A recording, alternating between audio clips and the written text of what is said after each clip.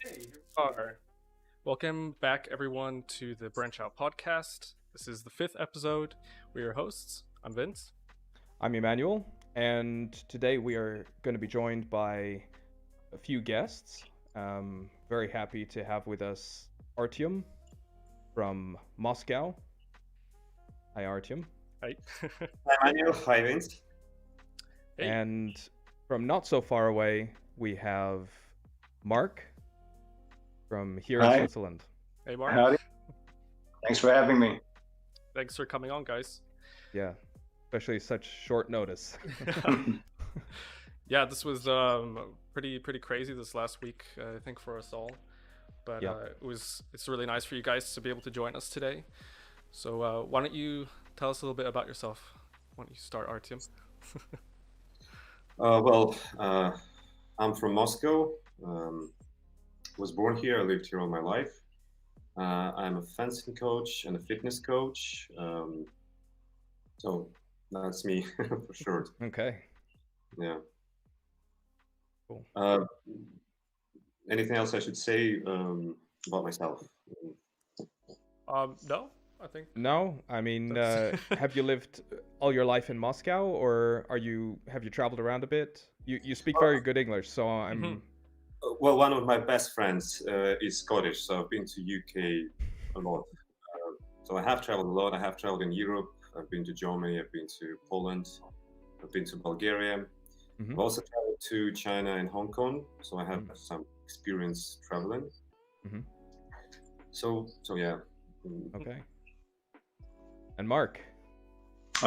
Yeah, so me. At the moment, I'm actually seeking new employment, or rather, new gainful employment, apart from fixing cars. I have, let's say my studies, my studying background is international relations. I studied in Budapest.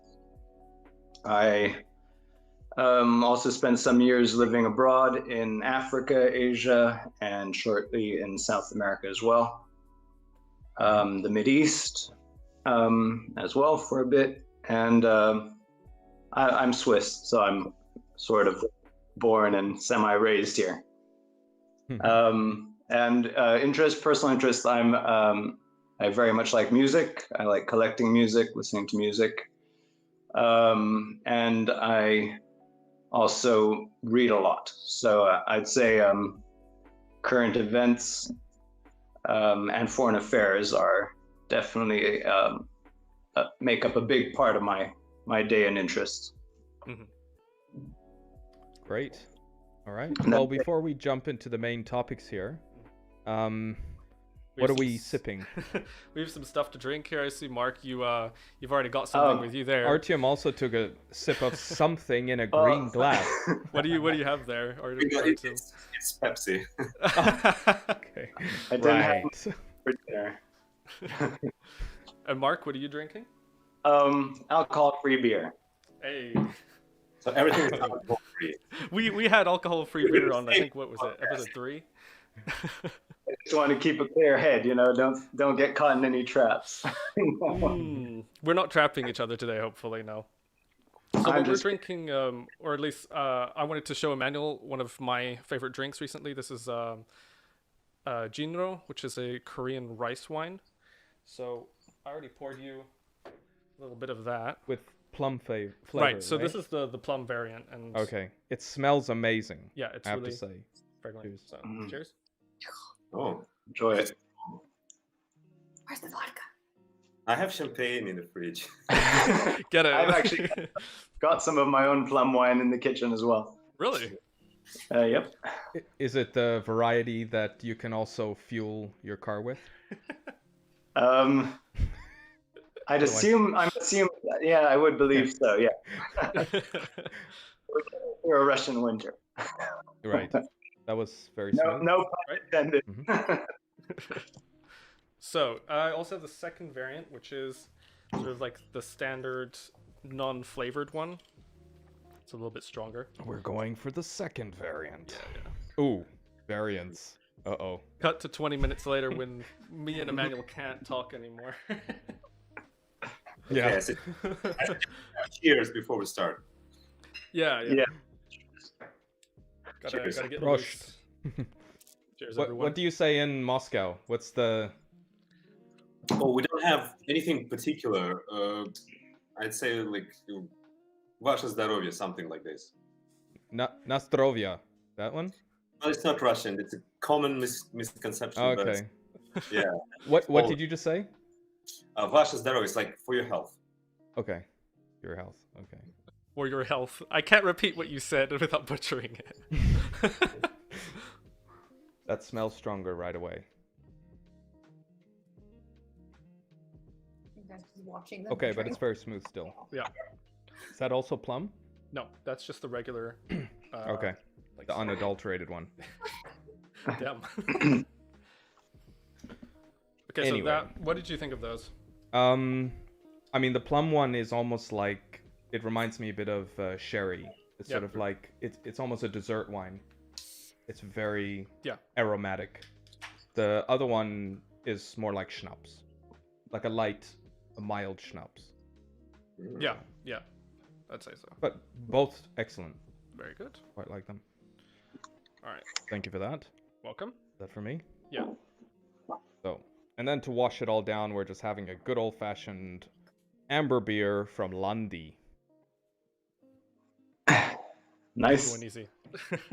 Landi here is like, for Artiom, Landi is the sort of the farmer's depot store where they buy all their feeds for animals and all that sort of stuff. And of course, you can buy all kinds of local produce or whatever there as well. So they make beer. Oh, that's local. Okay.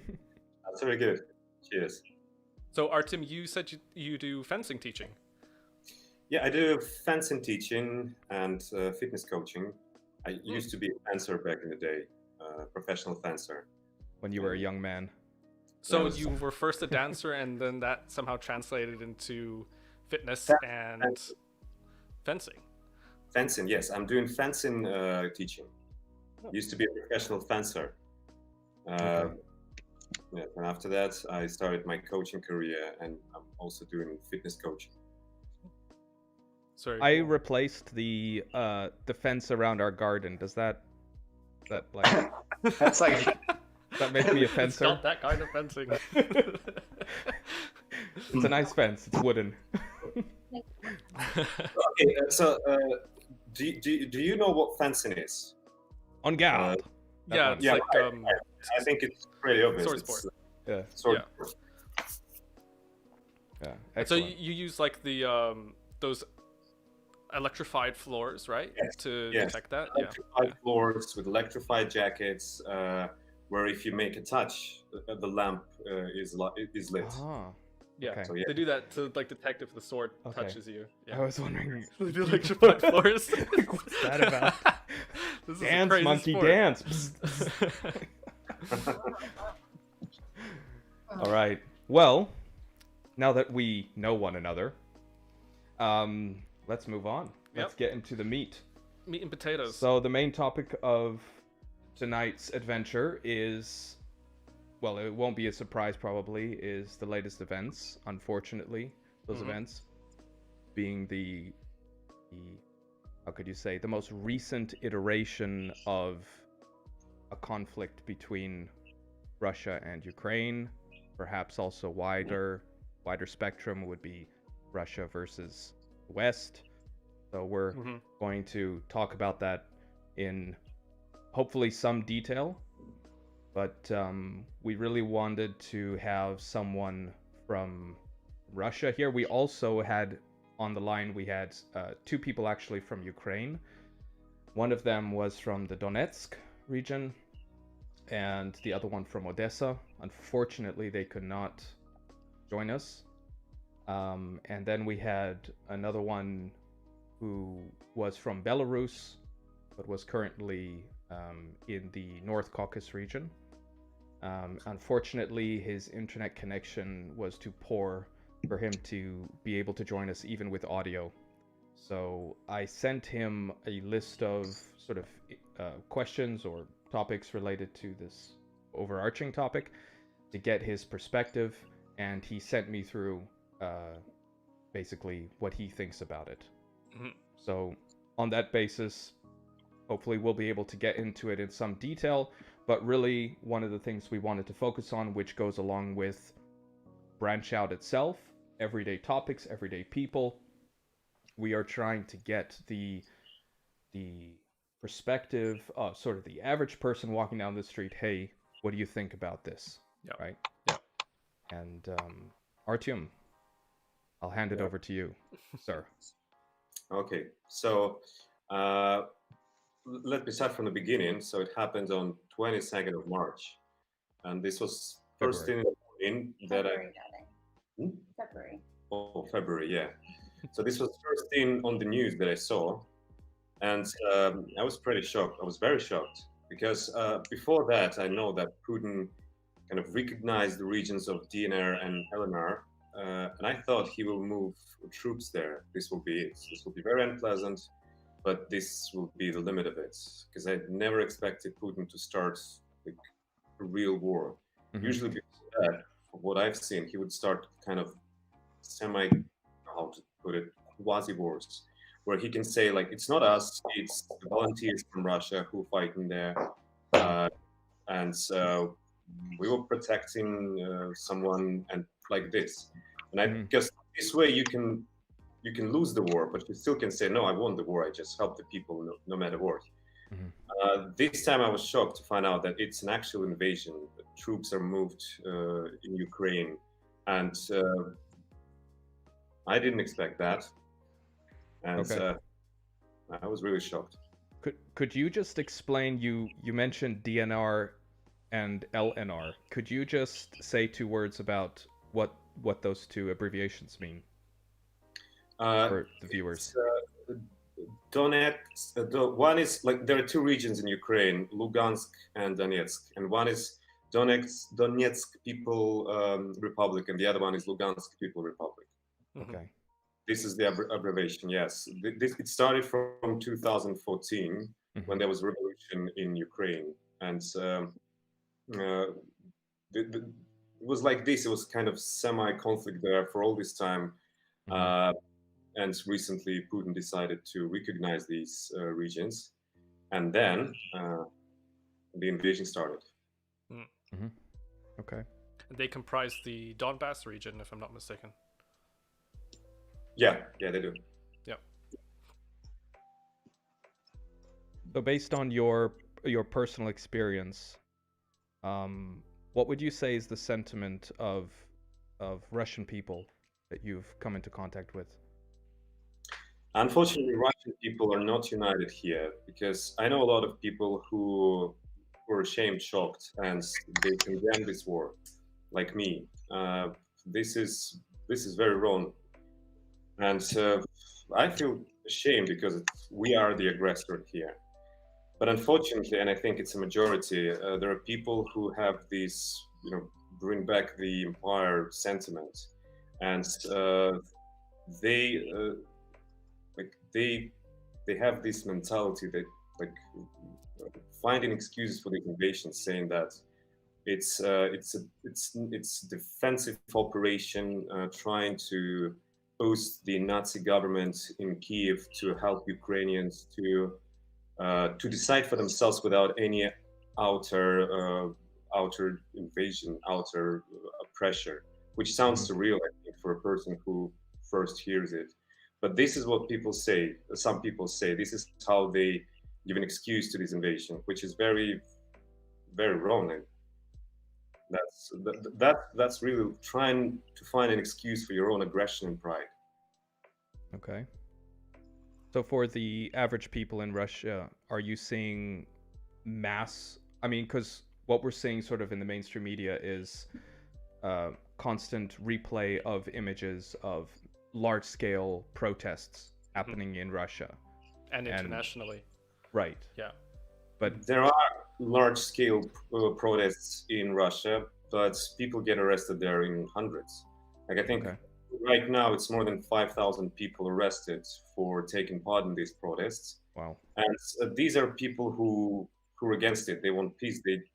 They're ashamed of this war. I still think the majority they have this sentiment, as I've said, that we're trying to restore the Soviet Union justice, the former empire, and they find excuses to justify this war.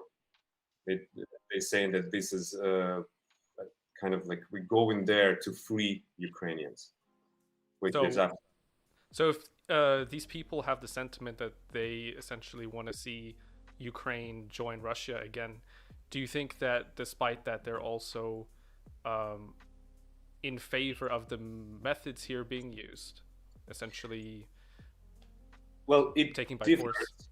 Yes, some people say, well, war is not good. It's never good, but Ukrainians need to be freed. So this is kind of like I would say, some people they say, yes, I condemn the war because I don't want to sound bloodthirsty, but at the same time I justify it.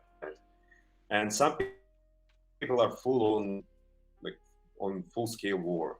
Like, let's go to Kiev, let's free them. I really think people, some of them really believe that Ukrainians would meet tanks and all the soldiers with flowers, like those who bring in freedom. But it's not the case. I think, it's obviously not the case. What I mean, I think, is that some of the people are indeed delusional. They believe in all these. They invented these lies, and then they started to believe it, and now they find excuses to justify this war. Okay. Yeah, that's the thing. For me, that narrative, essentially, that Russia is going to free Ukrainians or liberate them in some way, you would expect then that if Ukrainians themselves felt the same way, that they wouldn't be acting the way that they are. You would expect them to not be reacting in fear, but in joy to Russian troops. But it seems like they are reacting in a fearful manner. And I would say that it looks like Putin was expecting sort of what they call a blitzkrieg, where he invades Kiev in one day, and then he sets his own government. Well, this is what people think. Some people think was the initial plan, and he didn't expect that the resistance would be so fierce because Ukrainians are protecting their home. They're protecting themselves, and the resistance from their side is very fierce. And I think Russian government didn't expect this. If we can cross over to Marc, just to get your take on it. Otherwise, you're just sitting there, sort of like staring at the screen. When you first heard of this happening on the 22nd of February, where were you? What sort of came to mind? Were you surprised? I'd say semi-surprised, but not extremely. It was interesting. A couple weeks back, I had a dinner with my sister and her boyfriend, and he, at some moment, kind of cornered me into the kitchen, and he's like, "Hey, what do you think's gonna happen? Do you think he's gonna do it? I think he's gonna do it." And I'm like, chill. Yeah, he's a musician, so they're different, right? They're artists. And I'm very much more of the realist. And I said, I kind of tried to give him a little bit of the background to the situation and why I feel the way I did. I at that time said, clearly, Russia has, or let's just say the government of Russia, because I think this idea of trying to idolize or demonize a person is kind of counterproductive. So let's just say whoever it is that's, that is for this, didn't really have an interest in Ukraine. And they didn't even really have an interest in the Donbass region for many years now. So let's say it would have been the easiest thing for them 8 years ago to have just, absorbed them or annexed or allowed a secession, or depends which version you subscribe to of what happened to Crimea. They could have just pretty much projected. For me, that's what I told him. So for Russia, Ukraine, well, it's not about Russia. So if you study foreign or international relations and especially major power politics, then it's all about having buffer states. You want to have something small enough that you can somewhat control, but big enough that it gives you time to be able to develop a reaction to any possible threat coming in your direction from there. So when people are like, "Oh yeah, Putin, he's crazy. He wants to, restore the Soviet Union, wants to invade," and so that's like, I put the brakes on that. I don't share that opinion. And what I told him, I said the only reason I would think, because this was back when it was just, let's say, British, American, we'll call it Anglo-Saxon media, was really pushing this idea of, they're preparing an invasion. He's got 100,000 troops, within 500 miles. That's a day. I mean, sure, if you travel a day from the Ukraine's border, you'd find a whole lot more troops in all directions. But it was kind of this obsession, and that, let's say for me, that was definitely not pointing to an invasion, and I don't believe actually at that time that necessarily that was even crossing the government's mind. So I told him the truth. I said, no, I don't think so. I said the only chance I'd see of it possibly happening is if Ukraine decides to attack the Donbass region. And I mean, at least the way I've been following it, it was pretty much the day after he had the meeting with Macron, and he said, this is just military exercises. The next day, if you recall, then he pretty much started shipping the troops back to their home bases, and everyone thought, okay, this is over. And I think it was that same day or the next day, at least on the different information channels that I access, started pointing to an escalation from the Ukrainian side on the line of contact in Donbass. So it almost felt as if someone there decided, okay, that the troops are leaving, and now we can maybe implement the game that we had wanted to happen, but they didn't start it. So it was the question of initiation there, but it was pretty much 1 or 2 days later that there was then talk of the recognition of Donbass, first in parliament in Russia. Apparently the parliament had passed an agreement on recognizing them, and pretty much recommended that to the president, and then he, the following day, well, actually, what happened, he called, this is my view, I always try to look at it from a political perspective. So he made calls to both Macron and the new German chancellor, Olaf Scholz, right? So he gave him a phone call before signing. And this was his way of saying, I'm giving you a last chance to make an independent decision, not just do what you're told by your command in Washington. He was pretty much saying, like, yeah, it's a different perspective perhaps, but he had no reason to call them other than pretty much saying, look, I'm thinking of signing this thing. Do you guys have any last thing to say? Like, pretty much giving the chance to say, look, we're not just going to throw off or shrug off all your concerns. We actually have a proposal, or we're ready to give in to something.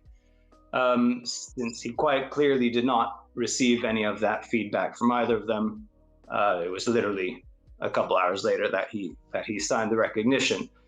And the next day, I'd say it was already, I mean, like, there were quite a few refugees already then leaving the Donbass towards Russia because of the higher rates of shelling from on the contact line.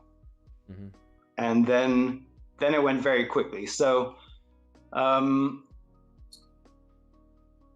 it is definitely opportunism. from whoever's side, there's a lot of opportunism happening right now. That's why, like, my surprise, I'd say I was still surprised. I was actually quite surprised at how much they really actually achieved from a military standpoint in the first night. That was, I think that probably got some different eyebrows raised. But that's just from that, like, that's why it's like surprise. My surprise was sort of tempered because of that. I did think something might happen if the Ukrainian side began a re-escalation. They very clearly did not want to implement the Minsk agreements. Okay. Okay, before we get into the, we do want to kind of get a little bit into how it's actually been going there in Ukraine over the last 5 days, and today's the 5th day. Artiom, regarding you as someone living in Russia, in Moscow at the moment, as a Russian, what are your biggest concerns or fears as a Russian living in Russia? Or do you have any to begin with, related to the crisis? Of course. Well, my biggest concern is that there will be a national force drafting of people into the army. And so this is my biggest concern, because first of all, I don't want to take part in that. I won't go to war, so I'll be in a lot of trouble. The second concern is the economic sanctions imposed in Russia, the effect of them. Because right now, there are a lot of people withdrawing cash from the cash machines, and the currency rate, like the ruble, is now very, very weak. It's like twice. I think dollar costs now like 150 rubles. Used to be, sometime before, it used to be 70 rubles. Then it was 80 rubles, and now it's 150 rubles per dollar. So people are becoming poorer and poorer, so to say. So this is my second biggest concern. Well, on the note of the economic impact, I was over the last few days, I've been consuming an incredibly unhealthy amount of mainstream media, and that includes both what I would call is the Western propaganda machine and the non-Western propaganda machine. So I've been hearing it from whether it's RT and Sputnik, or whether it's MSNBC, CNN, BBC, etc. And one of the things that I heard just today that was spoken by I believe it was the foreign minister in the UK Parliament, Westminster. She said that today the Russian ruble dropped 30%. But then the opposition, so the opposition leader, Mr. Lamy, he claimed that it had dropped 40%. So I don't know. It's like a competition of how much it dropped today. Do you know how much it dropped today? Okay, 150 rubles was yesterday. I stopped following it because it's just too painful to watch.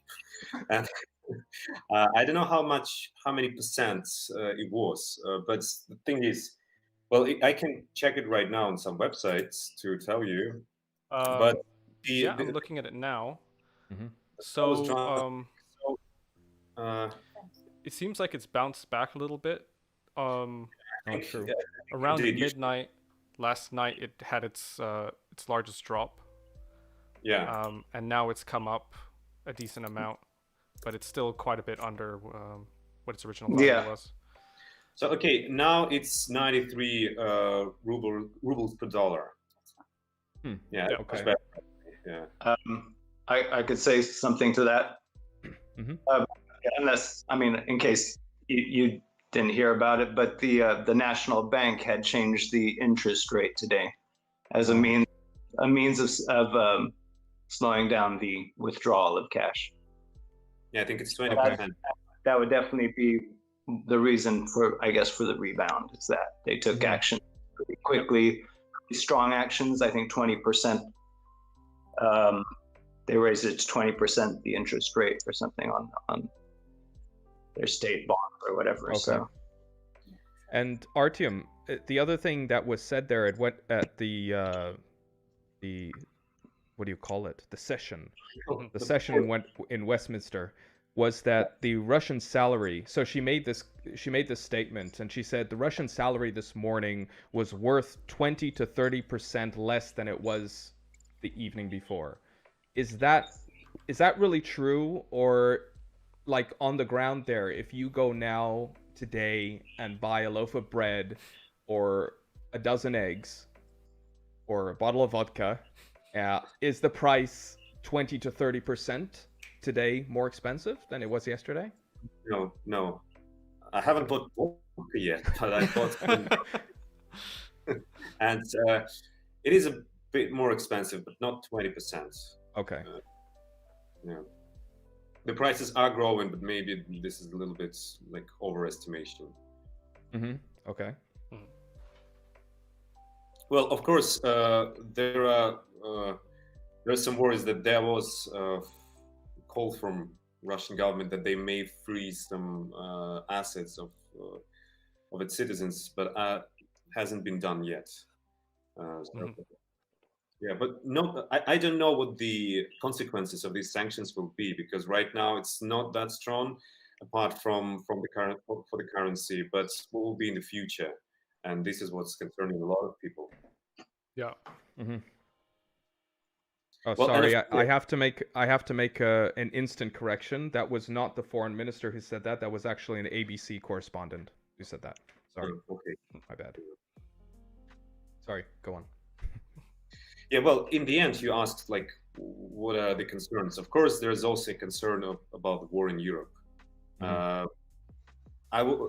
Usually I would say that this is not a possibility. I thought so about the war in Ukraine as well, but now nobody knows what will happen. It all depends. It all depends on one person's, worldview, one person's mind. Mm-hmm. Yeah. Okay. And Mark, what do you, as someone living in Switzerland, what are your greatest fears regarding this conflict? I don't know if I'd call them fears. I'd say concerns. Mm-hmm. I would say for myself personally, not really any. Definitely, there's always a concern for anyone that's exposed to any kind of conflict or any kind of sanctions, or I guess it's hard to say that my concern would be heightened animosity towards Russians, because it's already been now quite a few years that there's been a general drive towards creating animosity towards Russians, from my point of view, and towards Russia as a country. They always try to make a distinction, but really a piece of land doesn't have any personality. So, that's true. So, even I was watching the Olympics recently, and they still can't, hear their anthem play. For me, those kind of, it's all this petty politics, which kind of trickles down into day-to-day things. So I would say there's a concern. Honestly, my concern from my point of view, it's more political, and that would be, I'm quite concerned that Ukraine might allow itself, or the Ukrainian government might be allowing itself to be used as a pawn, and the only lives lost, or the majority of them, will be their own citizens. Just because someone is pretty much telling them, we'll give you the weapon if you do the dying. Sort of what Stalin did with Soviet troops in the Second World War, where he pretty much said, okay, I'll give you the soldiers, and then you give me this and this gain that I'd like.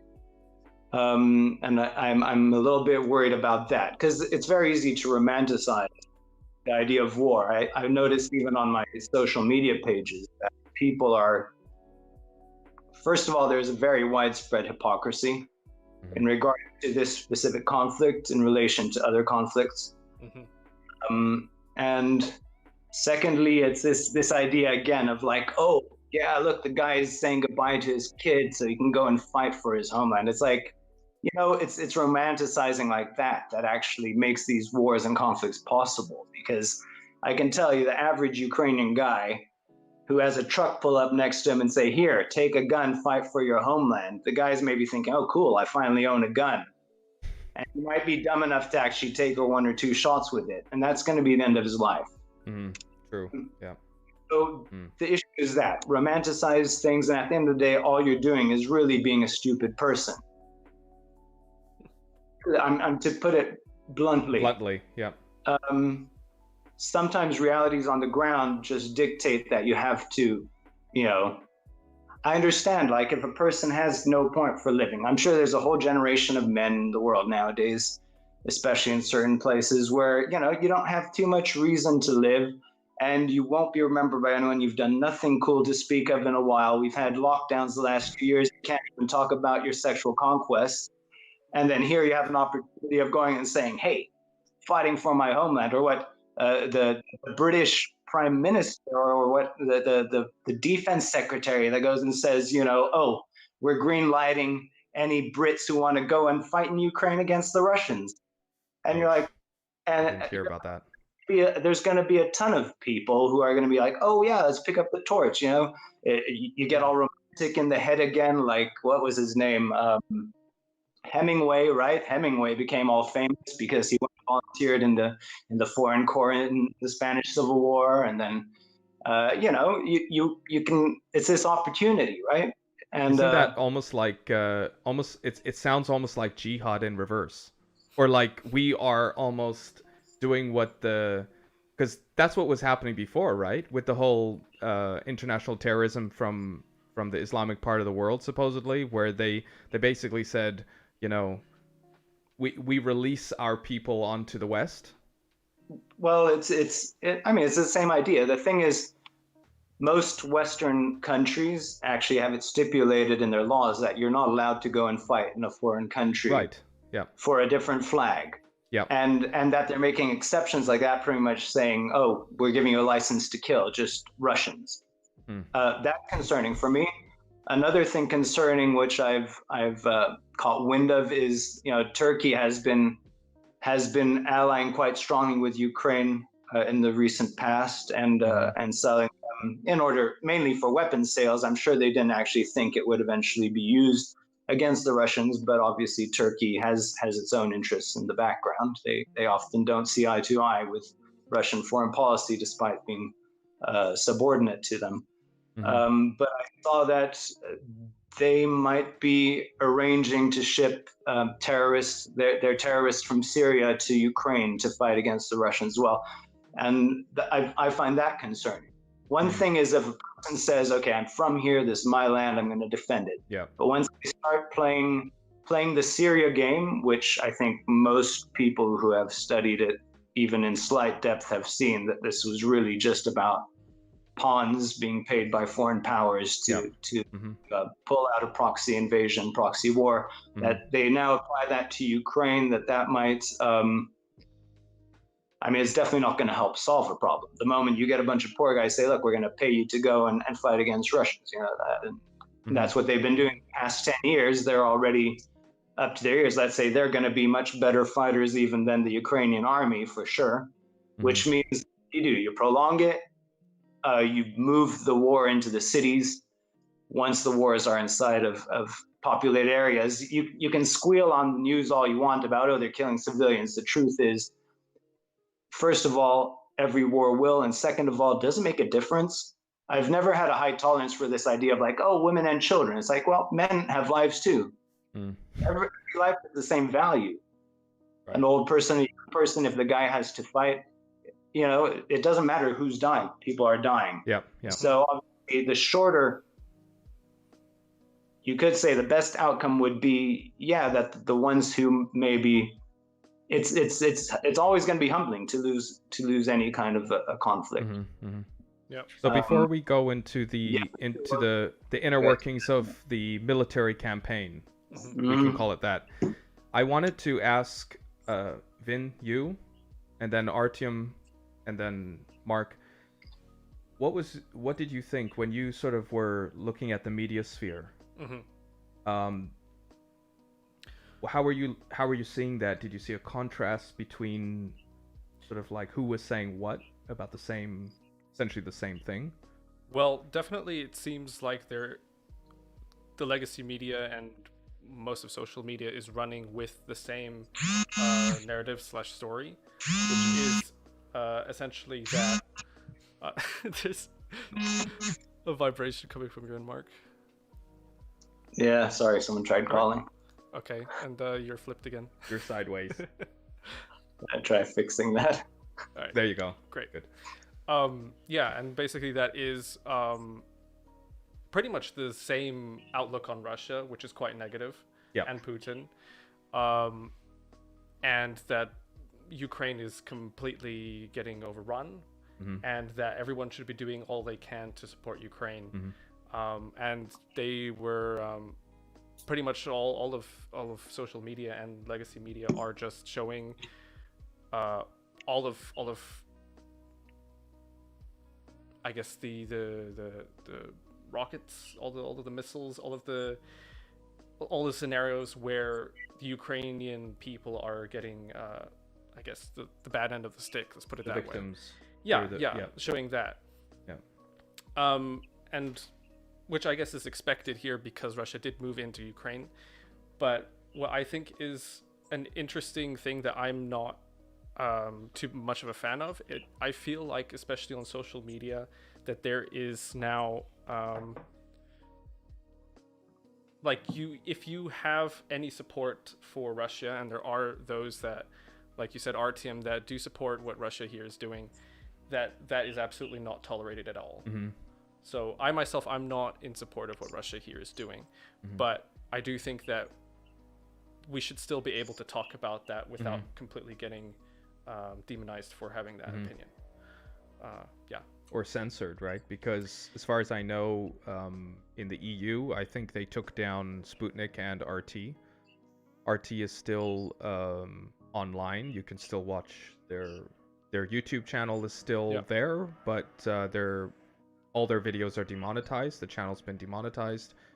But their actual airing on TV has been blocked completely. Yeah. And that's kind of a kick in the teeth for the West to pride themselves on free speech and hearing all sides and all this kind of stuff. Do they do that? Well, supposed to. Supposed to, yeah.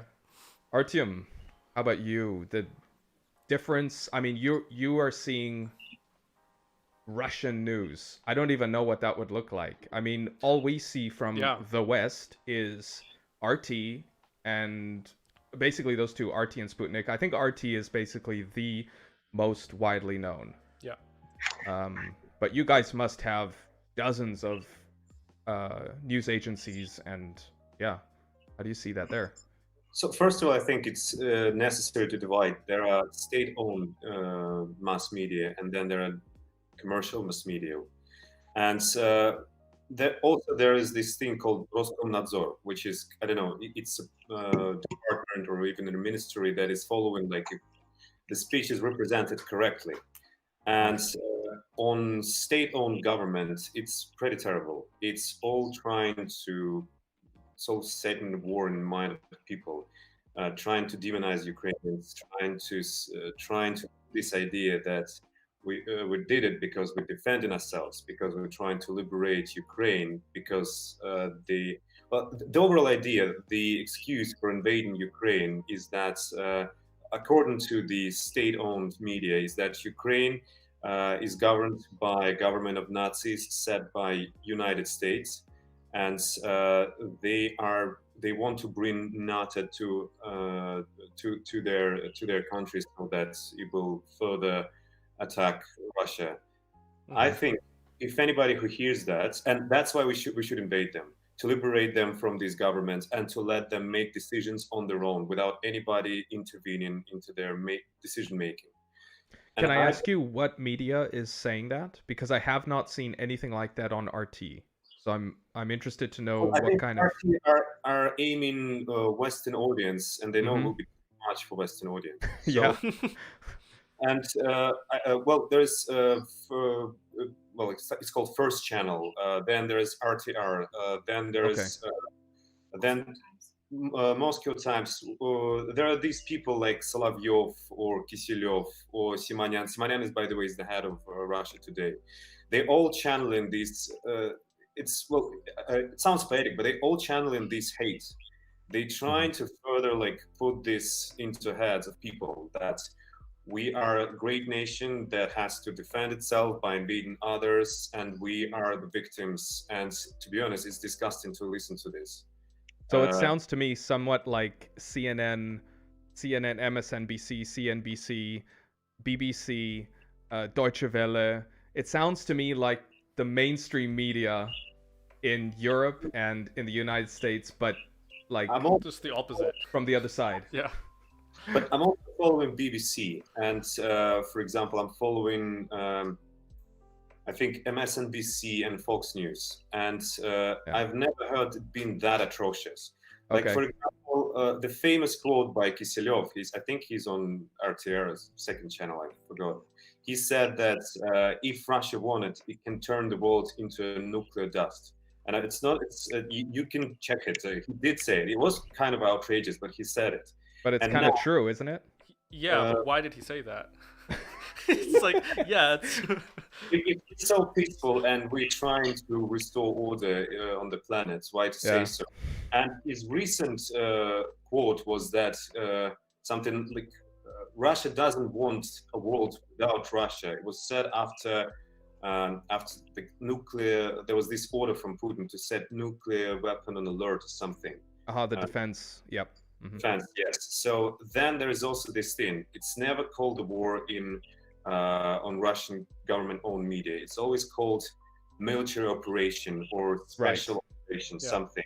And you know, definitely not invasion. If you're not a state-owned media in Russia, you get penalty for saying this.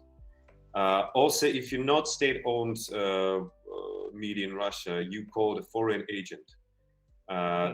So that's to kind of discriminate you, like again, it's this mentality of war, like you're a spy, you're someone who is bad for our cause.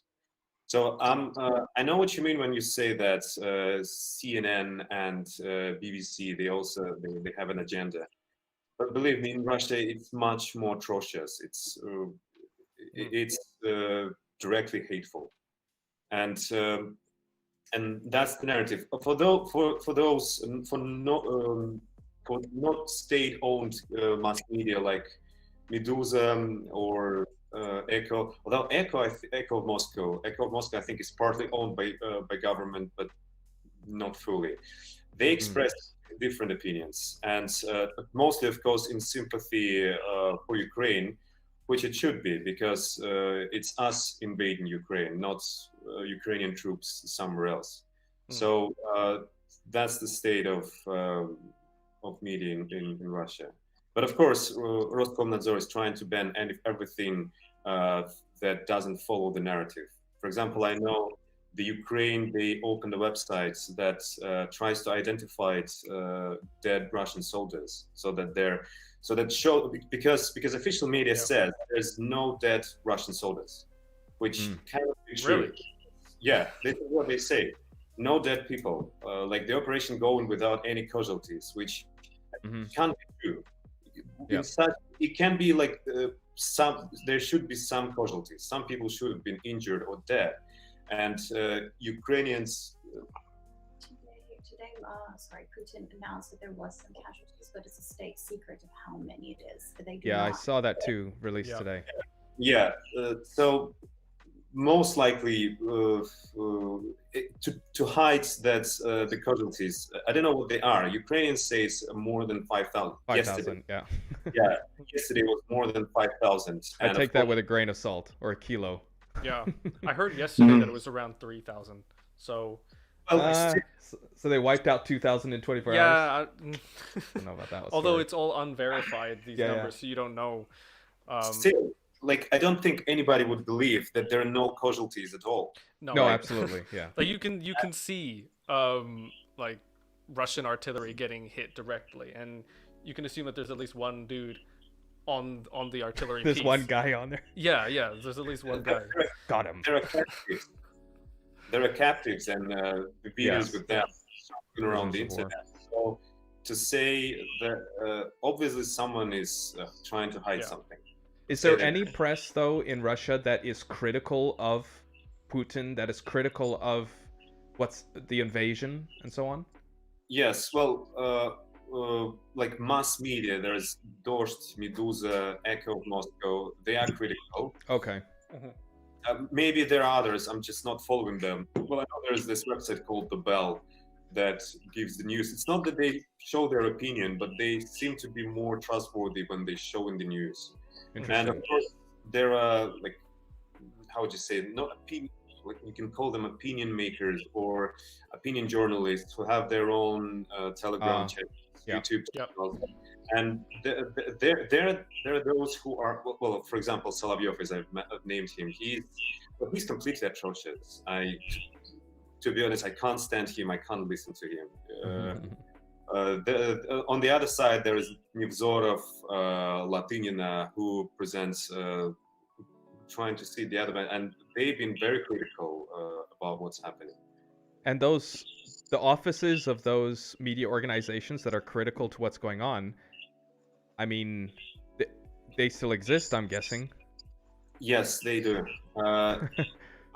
Medusa is not run in Russia.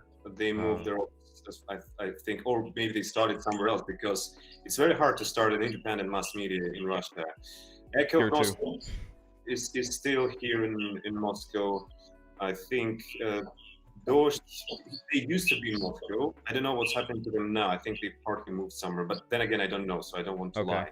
Okay. I know Latynina, she got threatened, so she moved abroad. Nevzorov is still in St. Petersburg. So, like this. Okay. Yeah. Super. Mark, media, go. Media. Well, I was as you were speaking, I was actually thinking about, like, let's say, assuming that that Putin and his government are as totalitarian as we're made to believe, it would actually make sense to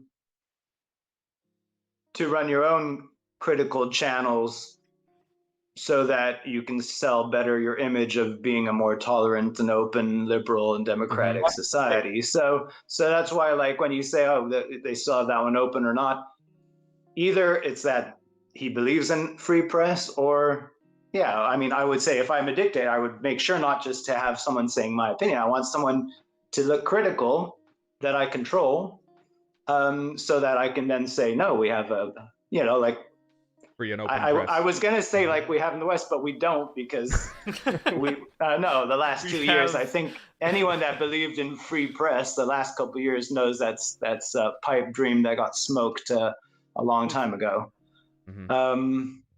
But no, I mean, obviously, I'd say all the Western media is pretty much on this issue. It's copy paste, but it's already been on almost all issues for a good long time now. That I can read any Western paper, and I know exactly what CNN is saying. Like, it doesn't matter what language: French, Italian, German, Spanish, English, no difference. And in this case, sometimes, like, what I would like, because let's say, I'm not just interested in the politics of things, I'm also somewhat interested in military aspects. I actually am interested in actually getting some kind of details you can kind of count on and rely on. I like making mental images in my head of how things are actually happening, but it's impossible because you know that the news from one side is, I mean, especially in the case of Ukraine, they're obviously going to be downplaying everything because you're trying to motivate at the same time a bunch of people who maybe aren't very desirous of fighting to become desirous of fighting. So you say, yeah, we're sending hundreds of billions of dollars of weapons to you guys. All you got to do is keep firing them, kind of thing. And then on the other side, if I read the other news, okay, yeah, it's true. I think already, I mean, the thing about news, it's also often is not time bound. For anyone that has been reading news or getting the information online, you find out that what you see on the news on the TV sometimes is anywhere from the next day to 3 weeks later. Yeah. You know, sometimes, yeah, you'll get a story like this happened, and I'm like, damn, I read about that a year ago, you know? So that can be played with. So let's say in the case of the Russian media, I understand, like the first night, I actually would believe they had no casualties. So then you say, oh, well, there were no casualties, because you keep it focused on that moment, that snippet. Mm-hmm. And then let's say Friday, then he purposely gave a break to, let's say, give the Ukrainians time to think, / it's a great tactic to give your men rest and catch up logistically, etc. Mm-hmm. Mm-hmm. But let's say the official reason was, yes, we're not going to invade. Then the Western media said, oh, the Ukrainians have put them on hold. They are in advance. Well, the Russians are saying, well, we actually stopped because this is my idea of what he's doing is a bit of this pressure cooker tactic. It's like shock, and then now take your time, think, do you really want more of this? Do you want to meet our terms? And it's going to keep going like this until they meet the terms. Right. Obviously, from the Russian perspective, the sooner the better, right? Yeah. If one shock works, great. If two, great. If this is going to drag out to months, well, it's going to be a whole lot of shocks. Yeah. But obviously a lot more casualties. So then I think it was yesterday, already the day before yesterday, I think I started reading about the first accepted casualties, or that there are casualties. They don't put numbers. I do get a list of like all the Ukrainian units that have been taken out.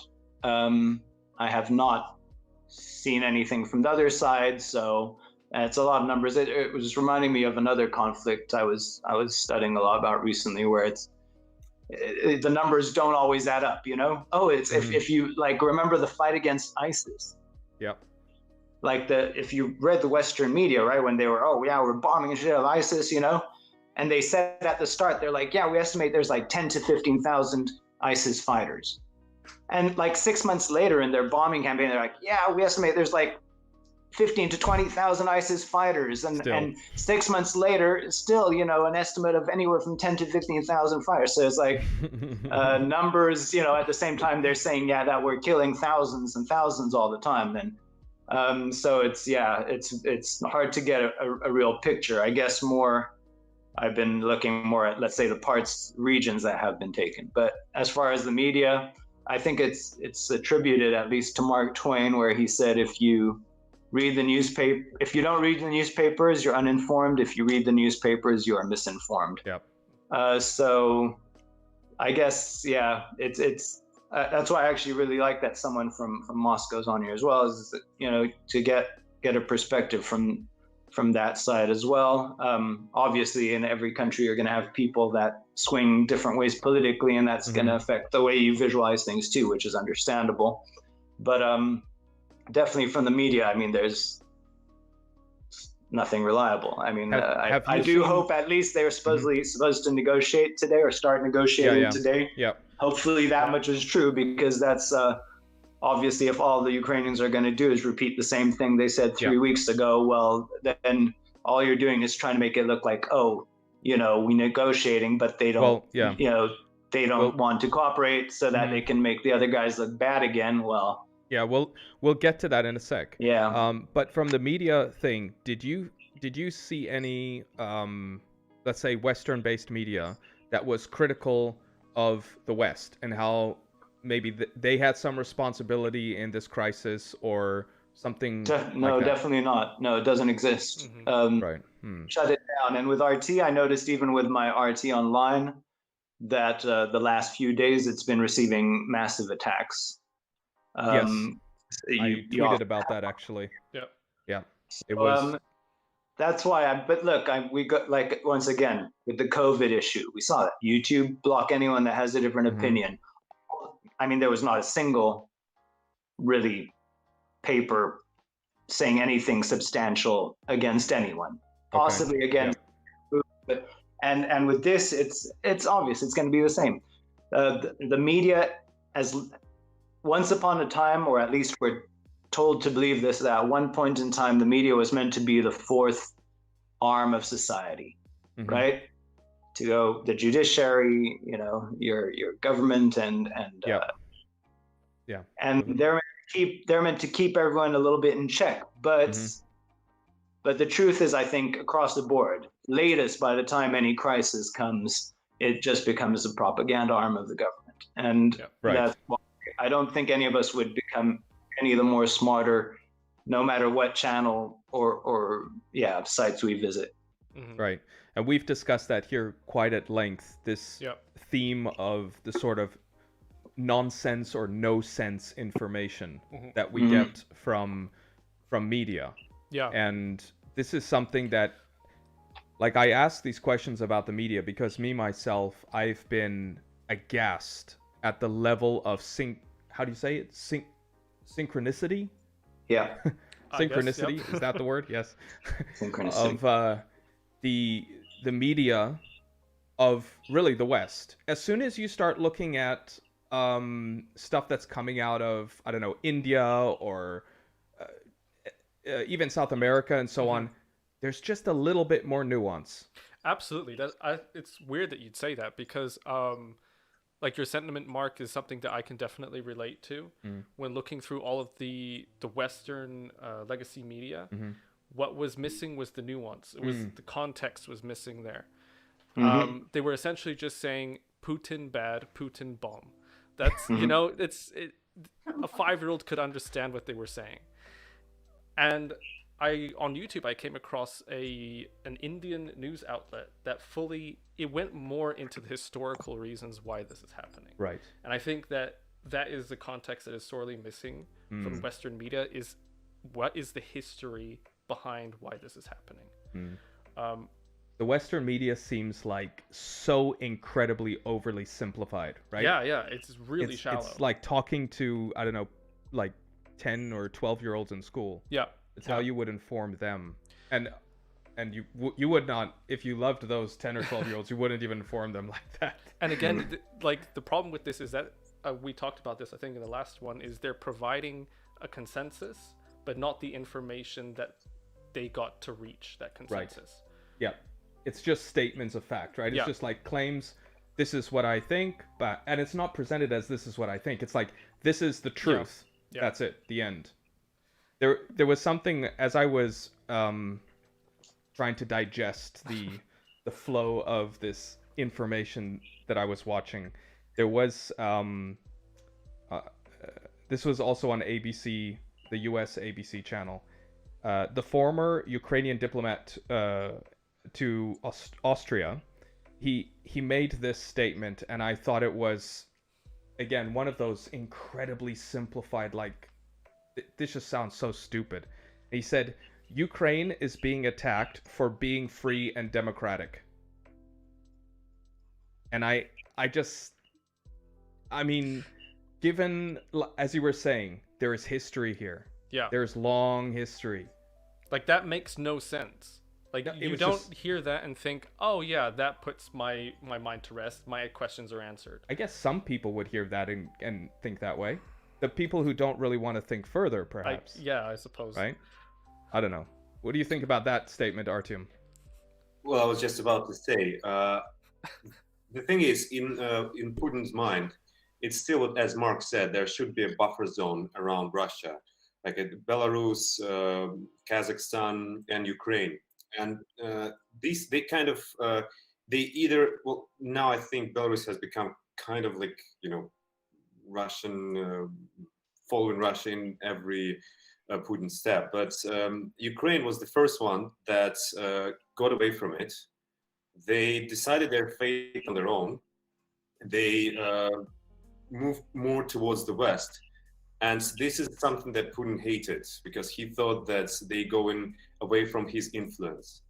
And so when the Ukrainian diplomat, I don't remember his name, was saying this, is that he was saying, now we're sharing, going towards more towards Europe, more towards these values.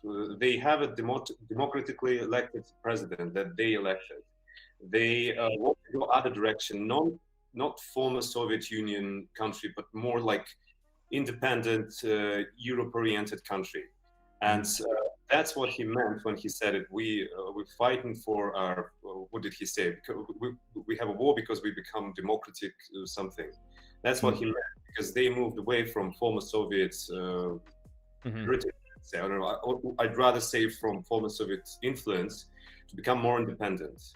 And all this happened after the 2014, when there was a revolution, and they ousted the previous president and elected a new one. So I think that's what he meant, and Okay. I understand him. I would agree with him. Maybe for Western people, because here it kind of here, I mean there at your place, it became more like a cliche.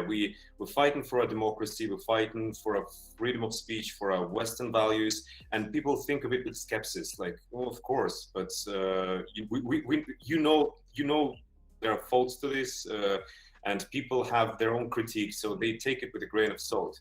But here, when Ukrainians say it, maybe what they meant is that we want to move away from our Soviet past, but they also, because they now have more democratic values.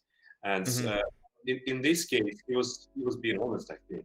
I would just have expected a little bit more nuance from someone who was a diplomat. You know what I mean? Like, this is not someone off the street. This is the I think he was even the I don't want to say he was the ambassador. He might have been the Ukrainian ambassador to Austria.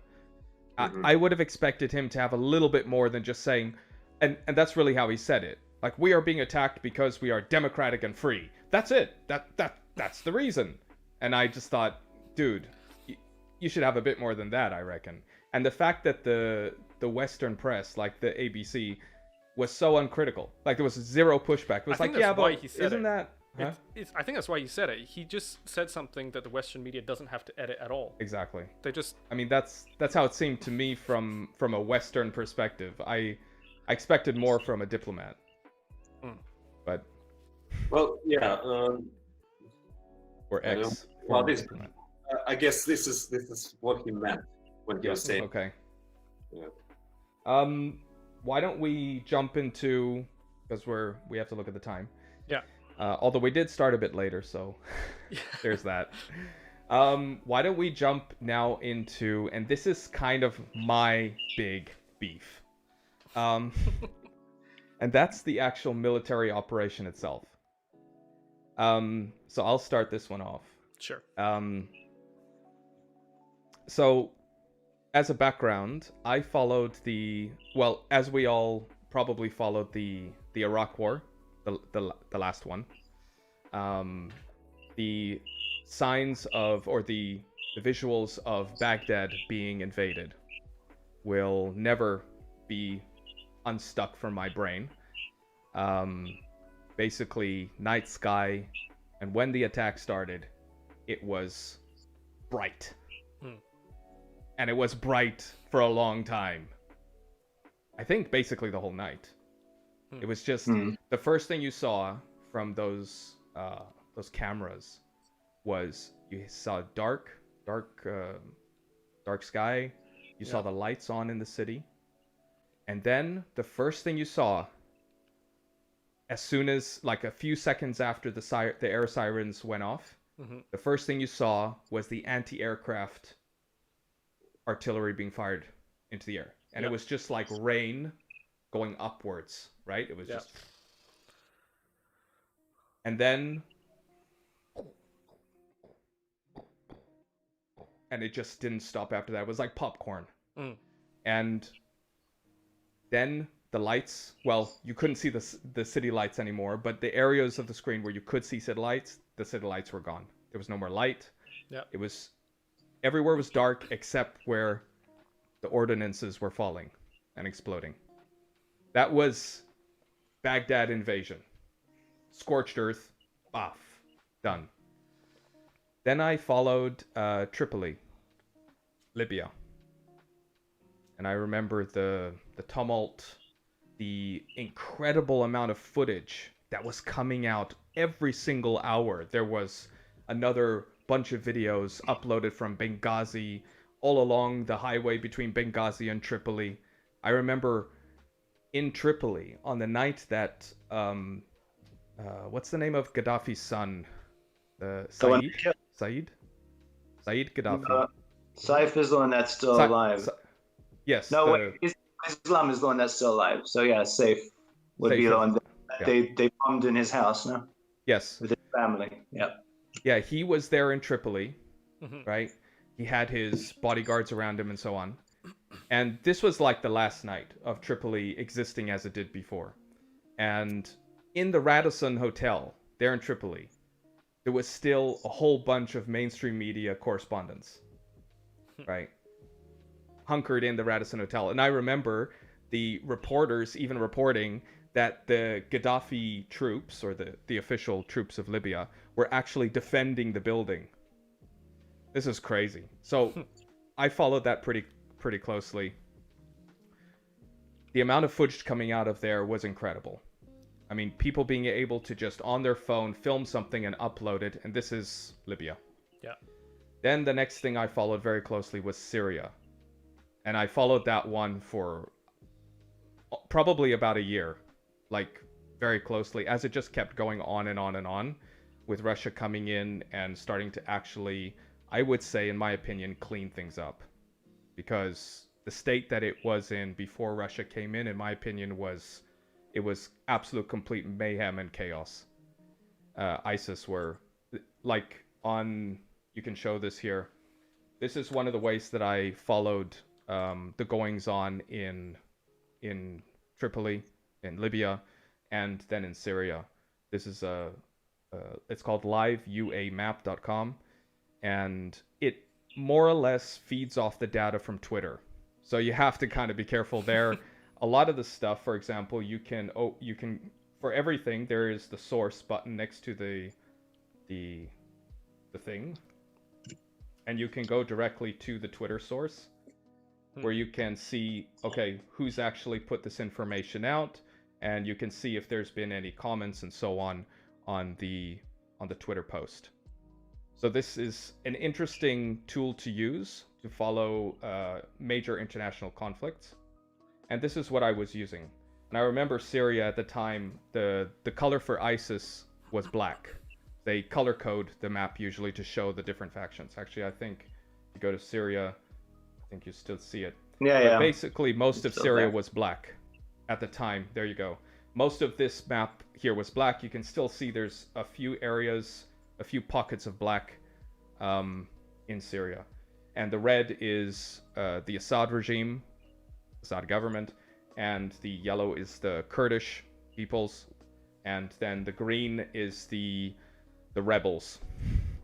Well, yeah, not the south. The south pouch there is the Americans, but yeah, the light the green north- here, yeah. northwest is the Turks Right, and their the Turks. affiliates.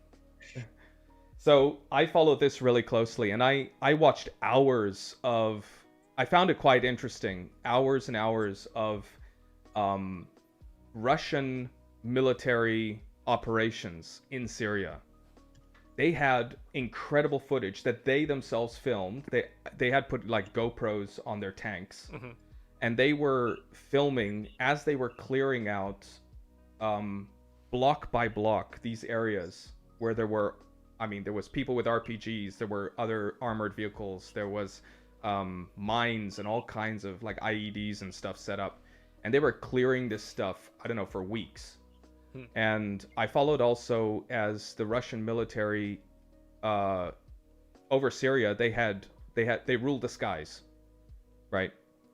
They completely had power over the skies, and they used it. But they used it, and it was, some days it was every couple hours they were flying a sortie with 2 or 4 Su fighters, and they were doing pinpoint accurate firing of targets. And so after watching all this stuff, then I see what's going on in Ukraine.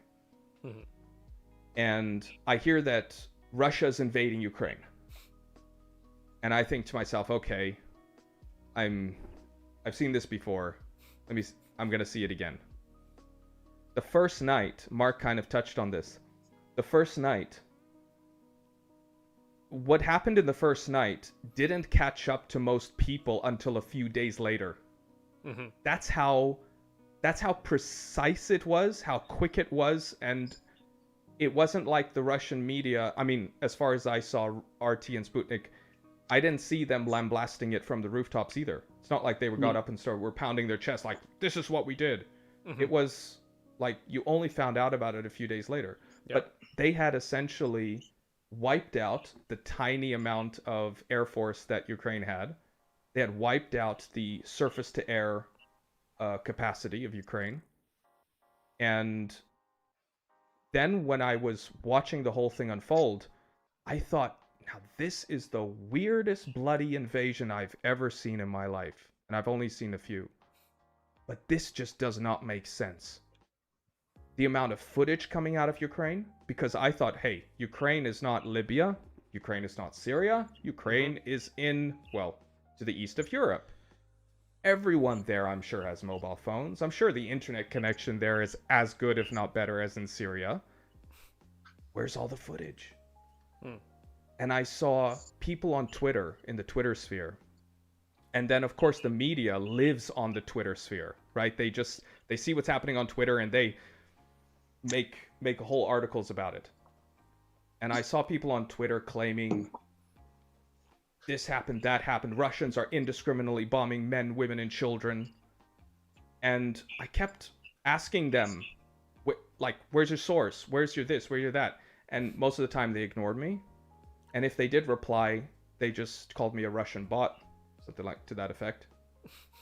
Putin lover, so on. And this was the strangest thing to me because I was watching the skyline. There's, on YouTube, you can watch live. You can watch multiple webcams of multiple cities at the same time in Ukraine. And I spend hours with that stuff on multiple screens, watching this stuff with audio going and everything. The first thing that struck me was the lights are all still fucking on. Everywhere. The lights are still on. Mm-hmm. Like, why would they be off? When you are doing an invasion, if you just want to invade, right? If you want to just suppress your enemy, boom. It's the easiest thing to do. Their power plants are like way out in the open. You don't like, and Russia has supremacy of the sky. Yeah. It would take them nothing to just fly over. Boom, gone. No light.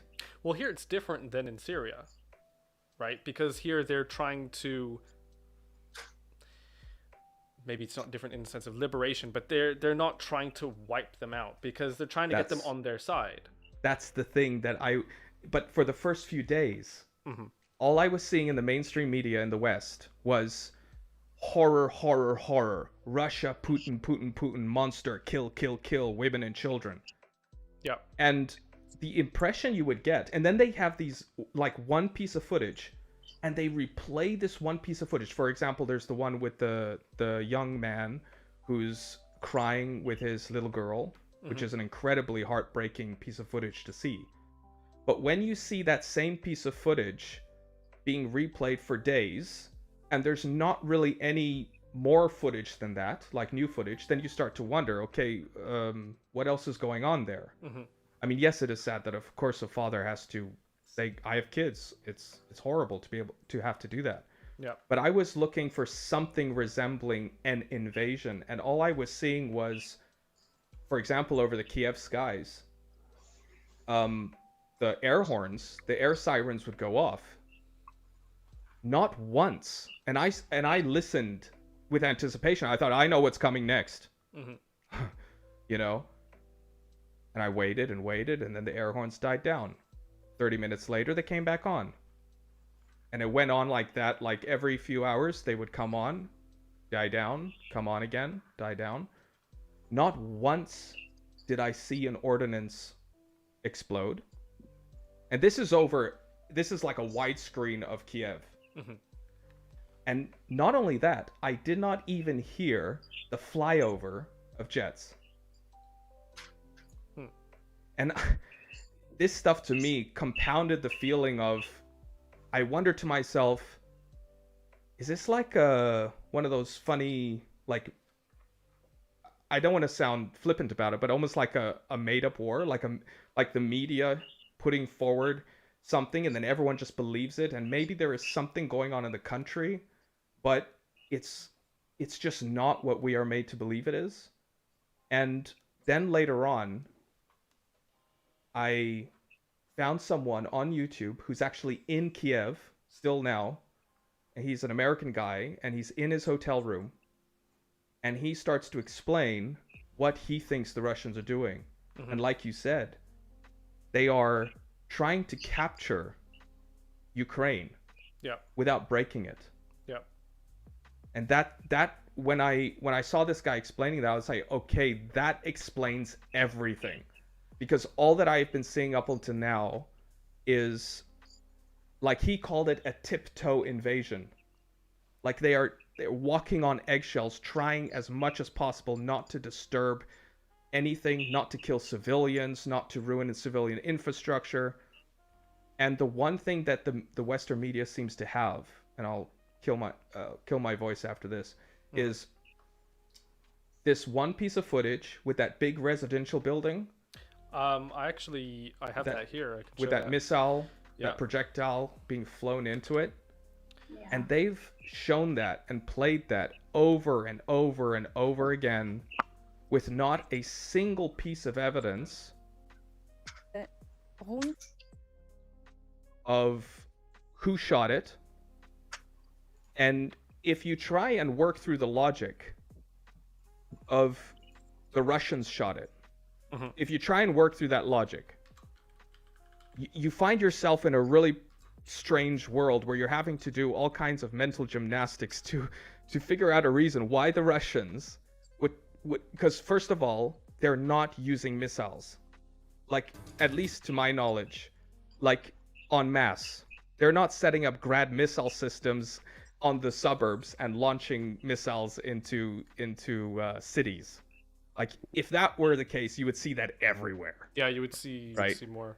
So then how do you explain that footage then? Is that Well, just a mishap? I was wondering, and then by and by, the Russians decided to finally say something about it. And according to a Russian military expert, of course, he's going to say it wasn't the Russians. Yeah. He said that okay, so before I say this, on Twitter, I had been seeing people saying that from the plume of smoke behind it, from the trail, Yeah. it did not correspond to the missile system that the Russians were using. Essentially, the kind of missiles that would be launched from like dropped from the air, like Yeah. cruise missiles and that sort of thing. And then this Russian military expert said that the plume, again, he referred to the plume of smoke, and that kind of made a connection for me. And he said it was a surface to air. He knew this. I think it was a BUK-2 system or something like that. And he said it's a it's a result of their guidance systems having failed. I mean, what do you make of that, Artiom? So first of all, as I said before, was voiced by someone, and I think this is what was planned initially. Initially, it was planned to capture Kiev in one day, in 24 hours. Go there, capture it, capture Zelensky, and that was the idea. The idea was initially not to destroy it. The idea was to destroy some military complexes, quickly go to Kiev, capture Zelensky, and put Russian's own government. But something went wrong. And what went wrong, I think, is that Putin and Russian army thought that Ukrainians are indeed captured by their own government, and they will be meeting tanks with flowers and will be happy for the Russian army. It was completely. They're fiercely resisting it. They hating the Russian troops. And so there was a throwback from Ukrainians that Russian military didn't expect. Mm-hmm. And I also agree that what it was planned to be a very quick operation where they just quickly captured the country, and they were trying not to destroy civilians, cities, but then it's stagnated, and this is when it went wrong for Russian military. So they sent more troops there, and this is where the fights in the cities where there are lots of people started to occur. So this is most of the videos, most of the pictures with civilians being hurt, with people with their houses being demolished is coming after, like, I think on day 3. This is when they started to appear en masse, and I think this is because the initial plan went wrong, and this is not something that was expected by Russian military and Putin. So they were expecting something else. Okay. What do you think about sort of the way in which, in general, the invasion has followed through? Do you think it's... So essentially, my impression is that Russia is massively holding back. From what I've seen them being able to do previously, I'm seeing a Russia that has dominance over the Ukrainian skies, but is basically not using it. And one reason for that could be that it's less precise to use air-guided ordinances against targets. I mean, we've seen images of howitzer systems set up right in the middle of residential, like Ukrainian howitzer systems set up in the middle of residential areas. And to target that by air is incredibly dangerous. Well, I'm not a military expert, but I think like targeting hitting targets from air in very inhabited places like big cities is hard. They can be they can miss. There's a big chance of missing it, and it's hard to predict the actual casualty from a hit. I think so. It's effective in big cities and very inhabited areas. It's effective against military complexes where you can hit in a big radius, and whatever casualty there is, it's good. So I think that's happening. Again, I think the reason for this is that the invasion didn't go as planned. Nobody expected pushback from Ukraine, and now Russian military is trying to find other ways to deal with it. And again, this is when the casualties from civilians, the most casualties from civilians are coming from. Mark, what do you think about how the actual situation is on the ground there? A few things. You mentioned different things and thoughts crossed my mind. In regards to that apartment building that it was kind of, let's say they published it here almost as like a World Trade Center tower or something. With that narrative of the Russians are attacking civilian infrastructure, even though Putin said he's not going to attack civilians. And I also read that let's say that expert's opinion on it being from a book system. And then I thought, like, yeah, okay, it's possible. I mean, first of all, yeah, I did see different footage showing military hardware in the cities and the residential areas, including launchers, etc. I mean, I was in the air defense forces, but we didn't use those specific systems. But one thing that right away would cross my mind is it's a very stupid thing to stick that into any built area. It's just incredibly stupid. It doesn't mean they didn't do it. It just means it's incredibly stupid. Now, what crossed my mind as a possibility is obviously nowadays electronic warfare is very strong.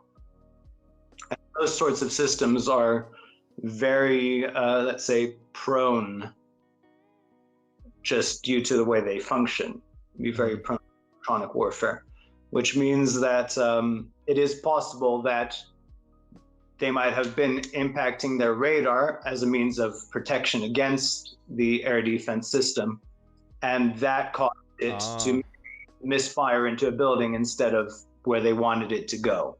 Interesting. It's also possible that if you have a badly trained unit that they just literally is, as I said, it's totally stupid to have any kind of air defense in a built area, because either you have to make a very small window window of effects, which renders it pretty useless, or you're going to hit something. So, yeah. Mark, I'm very sorry for interrupting you. I just got like live news. I got the news that Ukrainian president signs formal request to join the European Union.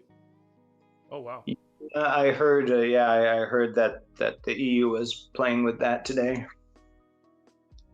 Yeah. Wait, so, can you repeat that again? Sorry.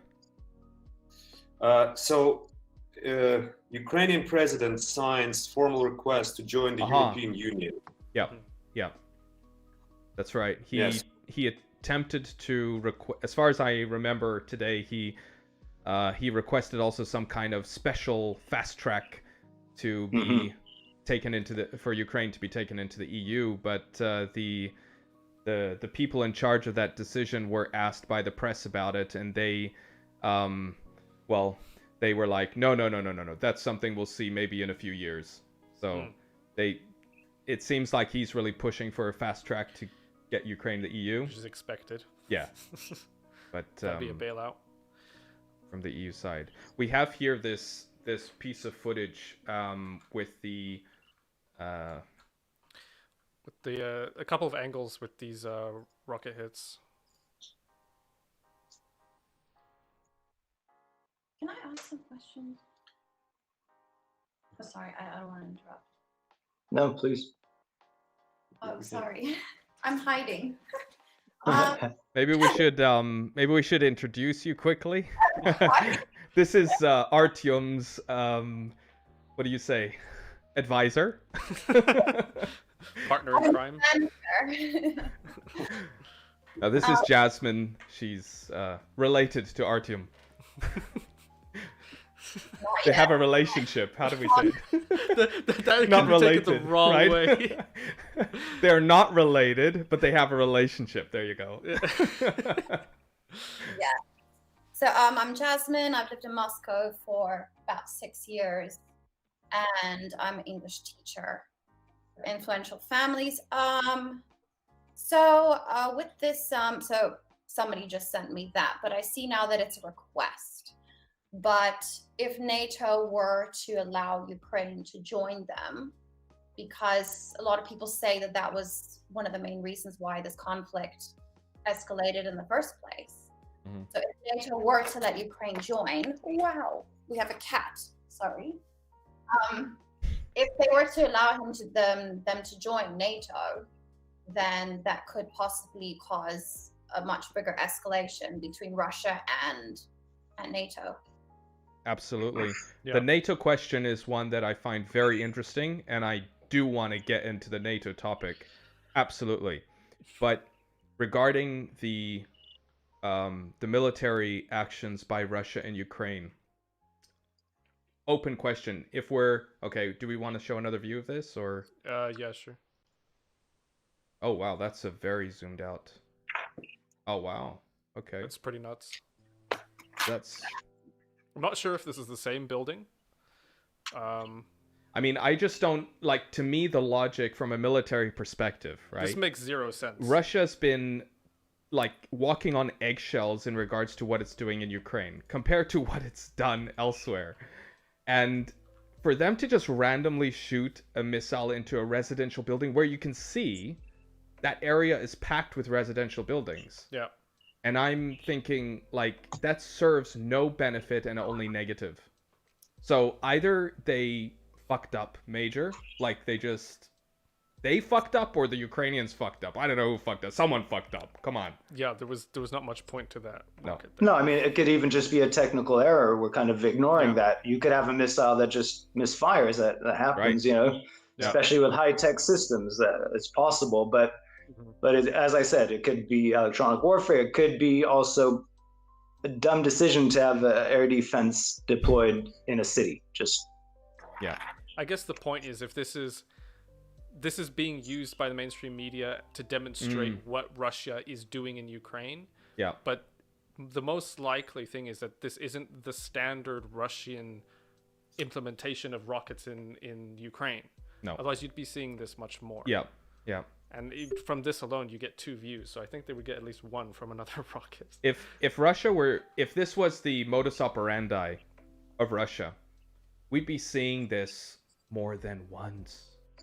That's the point, right? We'd be seeing this ongoing. I mean, like some people have been saying, at the 5th day of trying to take Kiev, for example. Yeah. And Kharkov. Am I pronouncing that correctly? Kharkov. Kharkov. Yeah. I mean, frustrations might be a bit up, right? They might be a bit frustrated. But still, it seems that they're keeping the lid on what they're actually doing there quite firmly in place.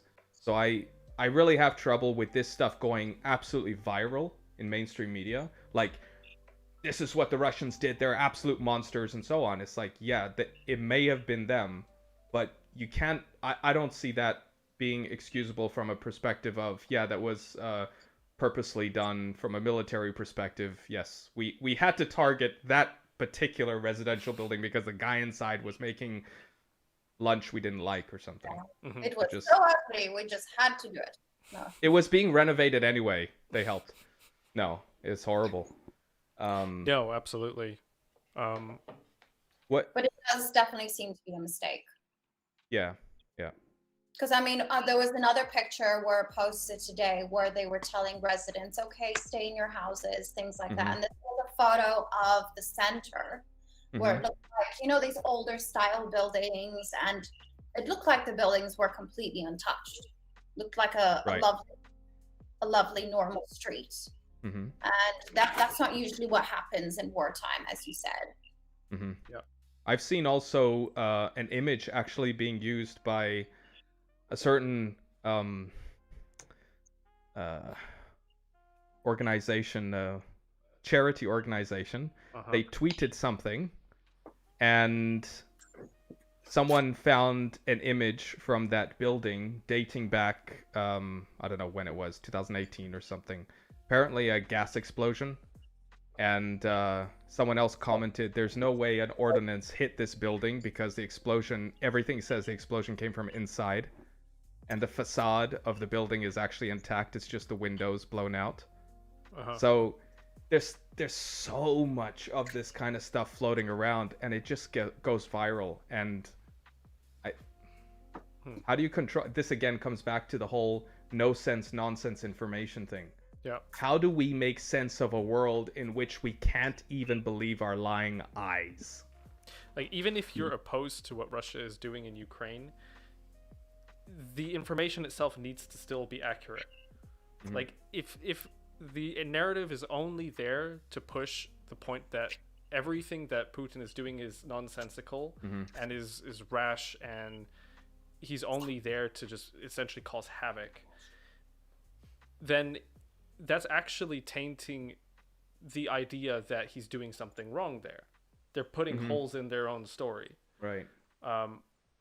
So it might be effective against for people that don't look any further, but for people that do notice the holes, it's like it actually makes you think more.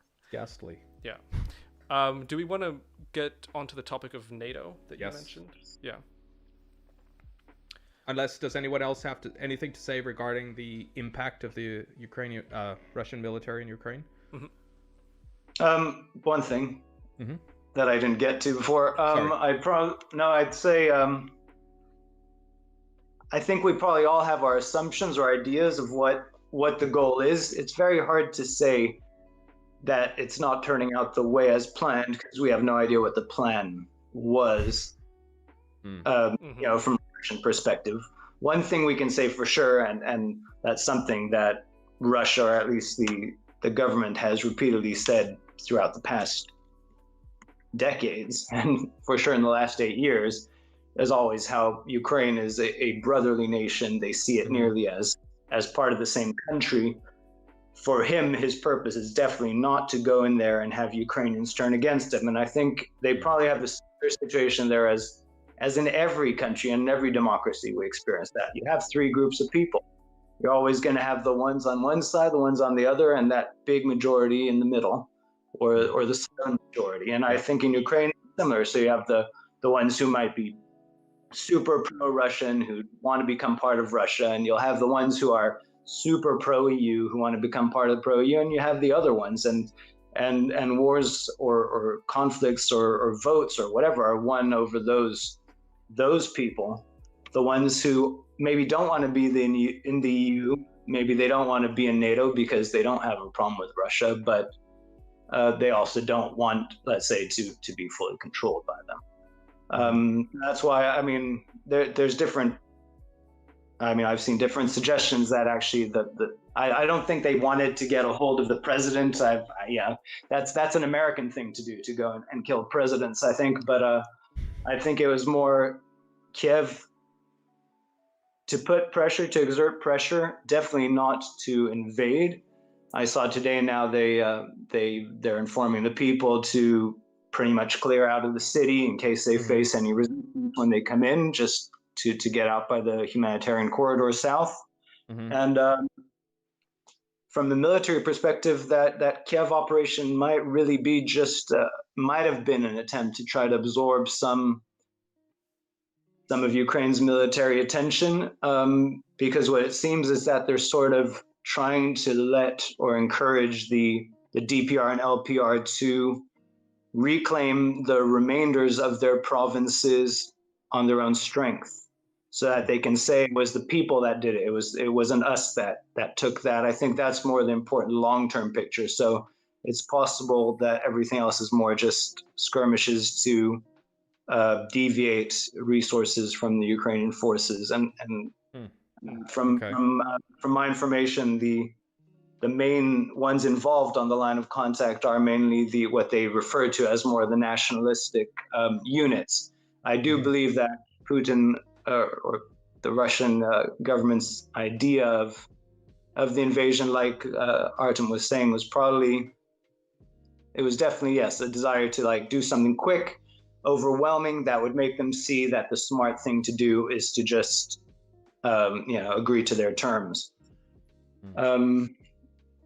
Which, yeah, I think they wanted to double it. They pretty much figured if the regular forces realized, hey, what am I going to do? Fight? Just go and die for what? Let's just go home in peace. And the only ones that would be left fighting would be the extremists or ultra-nationalists, which are the ones that they really want to get rid of, because that's the driving force that has been working against their interests at least since Maidan. So that's why, for me, I don't know if the goal was really let's go and take Kiev. I have a feeling that might be a kind of a side dish, but with an obvious, more political desire to exert direct force on the government, possibly even have them throw out their government, just like let's say the EU and Americans arranged last time with Maidan, kind of just do the same the other way around. Say, guys, just pick someone else that doesn't hate us and get back on with life. Anyways, yep. We'll run out of time, so I'll stop there. No, you're fine. We can go over a bit because we well, if you're okay, because we started a bit late. Okay, yes. I'm thinking about, so when I say these things that sound very like self-excluding, like the idea to go to Ukraine to liberate it from Nazi government that was put by United States and NATO. Sometimes, I may be wrong, but sometimes it looks to me that Putin really believes it. That's the reason of the failure of the initial plan. He thought that these are a country that is literally like oppressed by the government that is Nazi. And so when the troops went there and they got this pushback, so they didn't expect it. They really thought that Ukrainians will be meeting them with joy as liberators, but it was not the case. I think this was the reason for the failure in the first place. But I'm just really quick on that. I think that I don't believe, like, what I'm saying is like, what I was saying was more military tactically, or the factions they want to get rid of, but that's not the reason that they're in Ukraine. So obviously the reason is going to take us into the NATO discussion.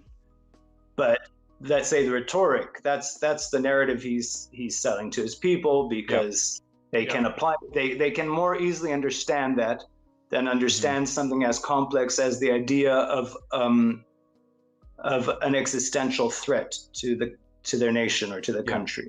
Yeah. So you put into words that raise memories or ring bells. I mean, in the West, even here in Switzerland, it's like just call someone a Nazi and you don't need to pay attention to anything they say, right? It's a form of propaganda in a way. But it's definitely a propaganda. Like, I definitely would agree in any case, that's definitely not the reason they're in Ukraine. It's clearly because of let's say, what we'll be discussing, I guess, under NATO. Mm-hmm. That's one of the things that I picked up on very early. Actually, I think it was on the very first day. Putin used the word denazify. Yep. Right? Yep. Demilitarize and denazify. Those were his words.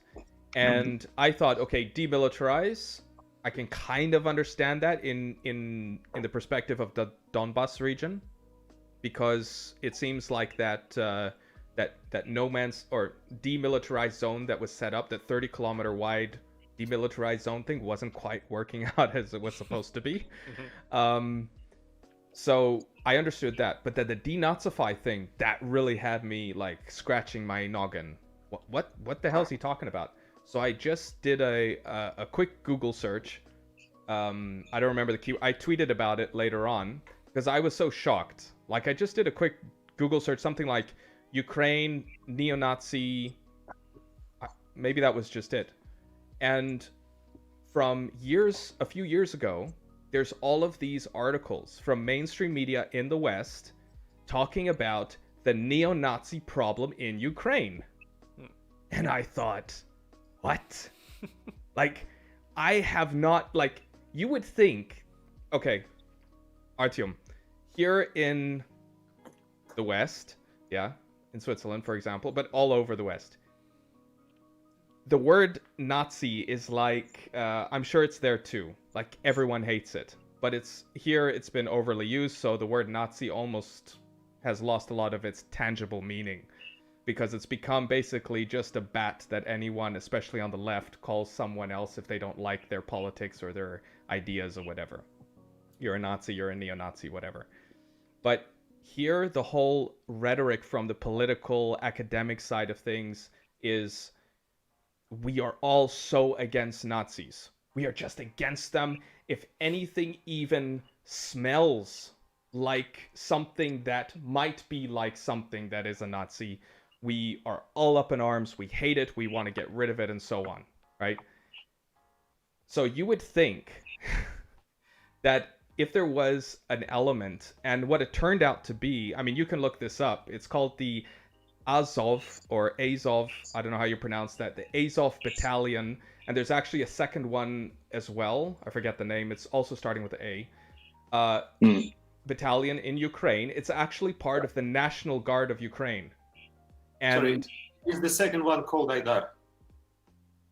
Aidar. Yeah, no, but the Azov Battalion they pretty much came to power, helped the government come to power in the Maidan take over. So they pretty much earned themselves then who was that bald one that they first put into power?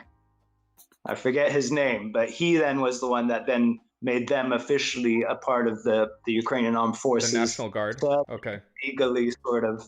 And they're the ones that are actually mainly involved on the front line in the Donbass.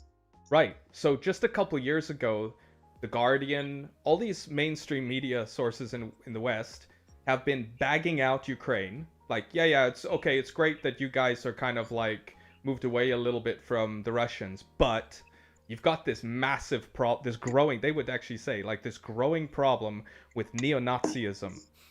And they would name these battalions. And they would put pictures of them with swastika, with the flags of like Third Reich and saluting and everything, do the whole rigmarole.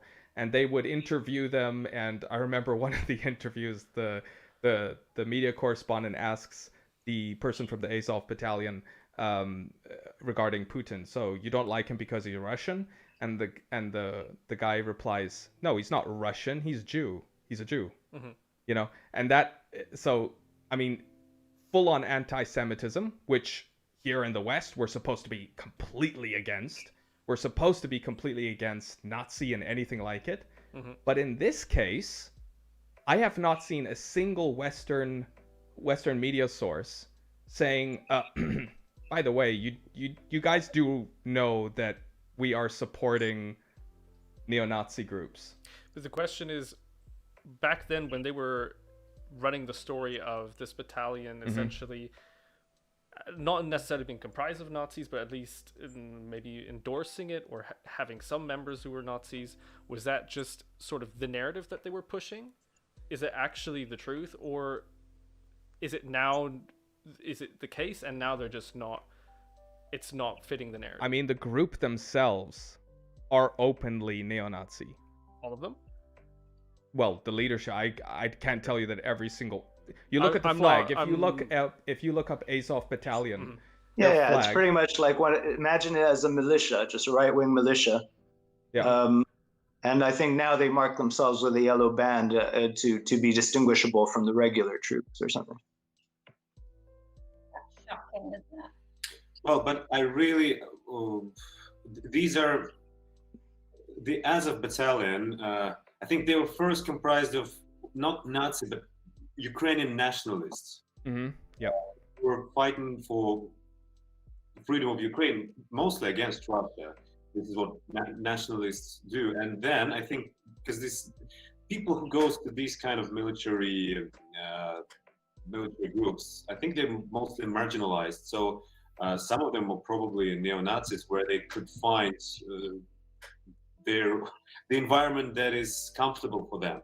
But the question is, the Ukrainian government is not Nazi. All the others, they're not Nazi. So this is, it's finding an excuse to accuse someone, to call someone, again, as you say in the West, call someone Nazi and he looks unsympathetic from get-go. So this is the thing. Yeah, it looks like that the Western media and even the Russian media is just using this element of Nazism to their benefit when it suits them, when it's not actually the issue in either case. It's just like it rallies a lot of people in the West, essentially. When they hear the word, like Emmanuel said, it's just, okay, yeah, good, let's get rid of it. It's justified. Whatever you're saying is justified. Look at this crazy photo. This is ridiculous. They've got a NATO flag. They've got a NATO flag there. The Azov Battalion. What the fuck? You gotta be kidding me. Here's the thing I'd like to add. So if you have a person who really wants to believe that the Ukrainian government is Nazi, and you show him this picture, he would say, oh, that's it. They're Nazi. Look at them. And so this is kind of, depends on like... But Artiom, what if the Swiss military had a branch of its National Guard that posed like this? Well, I don't think it will be an excuse to invade Switzerland. No, definitely not. Maybe not, but I don't think it would give any sympathy. What would the media be saying about Switzerland if we had? Well, they'd be jumping on it. if someone, I don't know. They'd be saying that our government is at least neo-Nazi sympathizing. That's like, they would at least say that, if not, hey, the Swiss have a big problem in the government with Nazism. Like if one of our battalions posed like this. But again, if you want to, this is for those who want to, if there were such countries who wanted to, make Switzerland look bad, and to find any excuse to show it, if they had this picture, this would be like their big win. Like, oh look, this is it. Yeah, look how Nazi they are, and I'm sure that their president or prime minister it's a Nazi government. But still, it's kind of, it's an it's an exclusion. So these are I'm pretty sure there will be the same people in Russia, in Belarus, in other countries. Maybe in other countries it won't be Nazi, but maybe some extreme Islamists who go to these. This is an outfit for them. These are marginals who really want to fight, to have war. And this is where they can find, if they have this inner need to be a Nazi, to be someone that particular cruel, this is where they can find a comfortable environment for them. This is where it Absolutely. can do it. Well, Yeah. from what I recall, right at the time of Maidan, they were actually the main, let's say, force ready to do violence against the Yanukovych government. So I think what happened was, I mean, obviously the whole eastern region sort of broke away at that moment. Lots of the military actually, let's not say capitulated, but pretty much broke off to rebel as well. So I think the new ones in power in Kiev didn't have too many able-bodied men with a propensity of violence at their disposal. So they got these guys, and they got a lot of influence at that time because they didn't have anyone else they could rely on to keep them safe in those early weeks of power. And that's why it is pretty representative that you then actually make them an official unit. And it's very normal that in countries where they don't have a strong military force, you will then, we see it in Iraq as well. They've done that with the PMU and things like this, who, let's say, traditionally were almost opponents of the government, but they had no other military options. And then that's how you get into power. Yeah. But as I said before, that's obviously not the reason. I would definitely say it's a highly possible second objective as a side objective of the conflict, is like my inkling was that they hope the main regulars would just kind of lay aside their weapons, say, yes, it's true, we're not going to fight our Russian brothers. And all that would be left on the battlefield would be the extremists, such as the battalion, and they would be able to destroy them there. Right. And have the area clean from those kind of factions. Apparently in the city of I'm going to pronounce this wrong again. Mariupol. Apparently there, most of the Ukrainian like regular military has actually negotiated and moved away, whereas they call them the nationalists have remained and are basically fighting till the bitter end. So I guess there are these pockets where they're more concentrated. But especially there, that's part of the, let's say, historically ethnic Russian part of the country. So that's more likely that your soldiers there are going to, at least the ones that are local, would probably not want to fight against the Russians very much. Yep. Right. Okay. Let's move on to NATO, because that's a light issue. So I have here sort of like an animation that's showing the spread of NATO, if you will, over the years. Who wants to jump in on NATO? Where did it start? What was it supposed to do? What was it not supposed to do? Any thoughts? It wasn't supposed to survive this long. Okay, tell us why. No. I'm being purposefully naive. Go on. Yeah, let's just say I'm part of the party that believes that that it certainly does not have a positive role to play in the current world that we live in, but that's just an opinion. What, NATO or you? NATO. Oh, sorry. I don't either, but NATO as well. Damn. So, do you want to tell us a little bit about why you think that?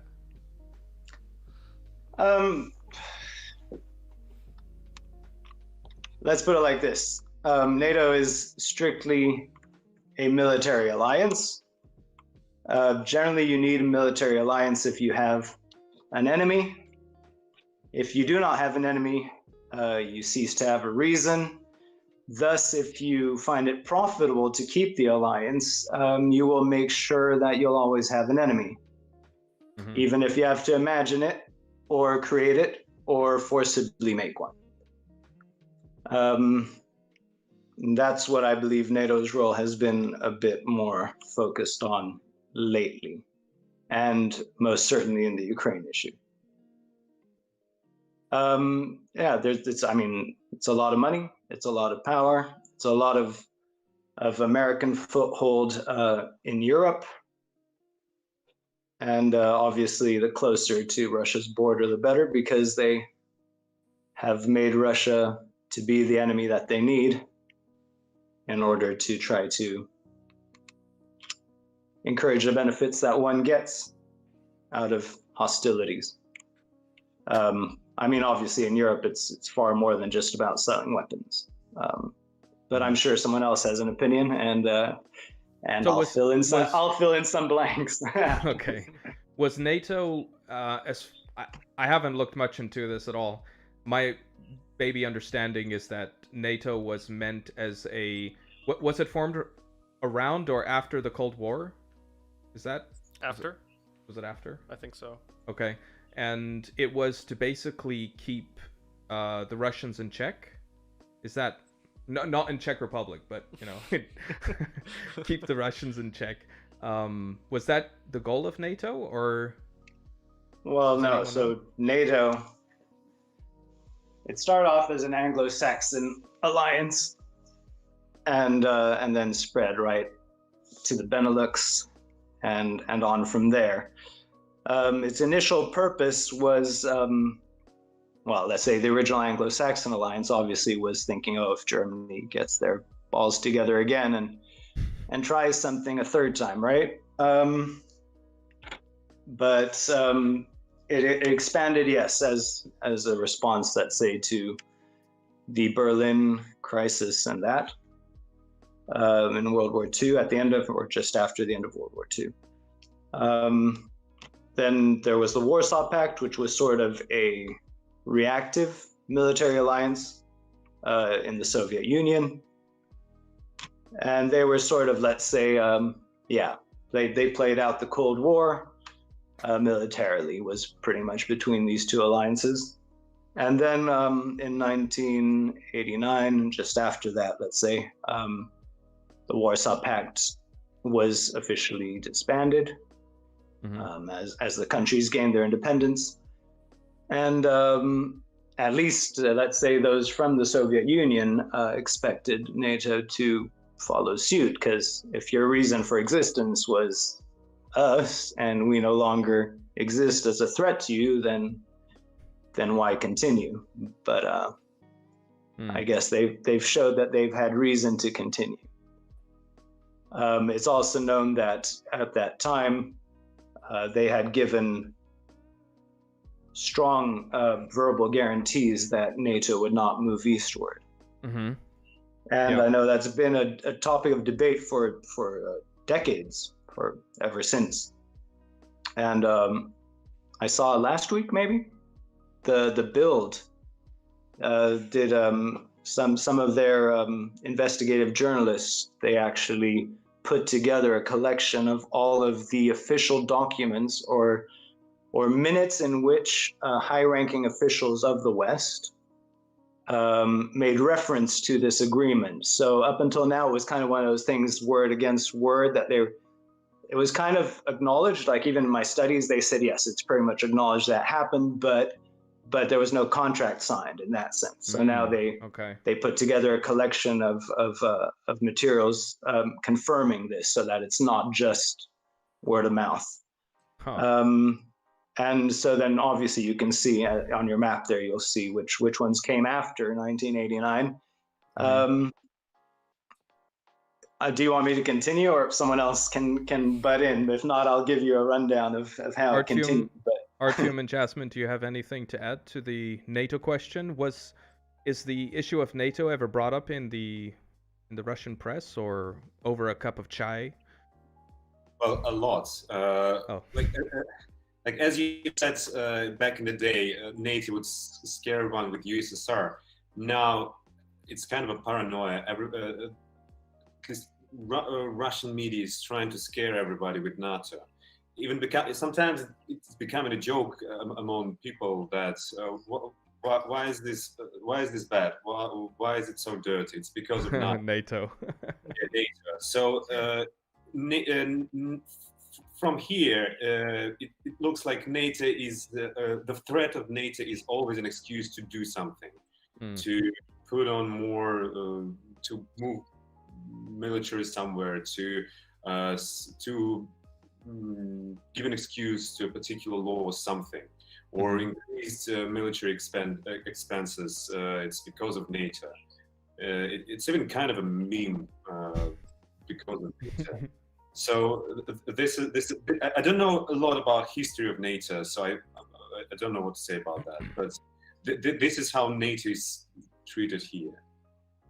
So there's not a whole, from what I gather, there's not a whole lot of kind of, I don't know if I can call it education in Russia as to like what NATO actually is. Like if you would think if something is deemed to be such a big threat in a country, that there would be some emphasis put on actually educating the citizens on what it is, what its history is, and so on. Yes, well, generally NATO is trying to be, NATO is presented here as a threat to Russia because NATO really wants to invade Russia, and it's always an excuse to do something. It's because we're trying to protect you from NATO. Okay, but they don't go into like, you don't go, I don't know, in public school or whatever, you don't have like classes explaining what NATO is and its history and so on. No, I don't remember it when I was in school, or I don't really know what children are studying today because it all changes all the time. But as far as I know, they don't give much education on NATO. Like, they don't know. If you ask an average kid, he won't say when it was formed, what was the reason, who were the countries, and what was the history with it. Okay. So my understanding, I could be wrong, but my understanding was that the NATO line of NATO member states was not supposed to move east further than West Germany. Something like that. It was supposed to basically, right? It was supposed to leave a line of nation states as a buffer between Russia and Western Europe specifically. Yeah. And I heard on some alternative media source that they viewed what was happening as kind of like a Cuban Missile Crisis in reverse. Yep. And that made me, I was like, yeah, I've heard a lot about people mentioning the Cuban Missile Crisis, but I don't really know what that is exactly. So I went and had a look at the Cuban Missile Crisis, and it's basically where the Russians tried to, they were friends with Cuba, and they wanted to put some lovely little projectiles on Cuba, and of course the United States freaked the fuck out because that removed the notion of, what is it called, guaranteed mutual destruction, something like that, right? Where with the nuclear systems, the idea is that the United States has nukes, Russia has nukes, and in a position where either country launches the nukes, the other one is going to launch counter nukes. So the only thing you gain is guaranteed mutual destruction. Basically, both places would be destroyed. But if Russia goes to Cuba and puts some darts there, then by the time they are, by the time the United States is able to get its systems, its retaliation systems going, it's too late, and the United States is glass. So they freaked out, and we had that whole crisis, and Russia had to essentially go, okay, we're not doing that anymore. We're just going to take some sugar and go, or something, more or less. More or less, a bit less than more. A bit less than more. But essentially, as far as I know, Russia does not have any ballistic missiles or nuclear warheads in Cuba, right? No, they came to a mutual understanding. The term is MAD, M-A-D, mutually assured destruction. Okay. But no, the case of Cuba, that was simply that they wouldn't have enough time to actually have taken the missiles out before they were hit. I think it was something like 12 minutes for the missiles to reach like the capital or something like that, the States from Cuba. So I wouldn't say the Russians lost that one. It was a tense moment, and actually I studied that in depth. I did an internship in the Cold War History Research Center. And the Americans at that time actually, let's say everyone in a position to speak, apart from John F. Kennedy, had wanted to preemptively launch a nuclear strike against Russia. Wow. Okay. And that was only averted by Kennedy himself. He said no. Mm-hmm. Okay. All the generals wanted it. The final terms of the agreement were that if the United States ever attacked Cuba, Russia had the right to attack the States. And that's why they haven't taken Cuba even up till now. That's a binding agreement. Okay. So the moment American troops or projectiles would head towards Cuba, Russia has every right to launch nukes at the States.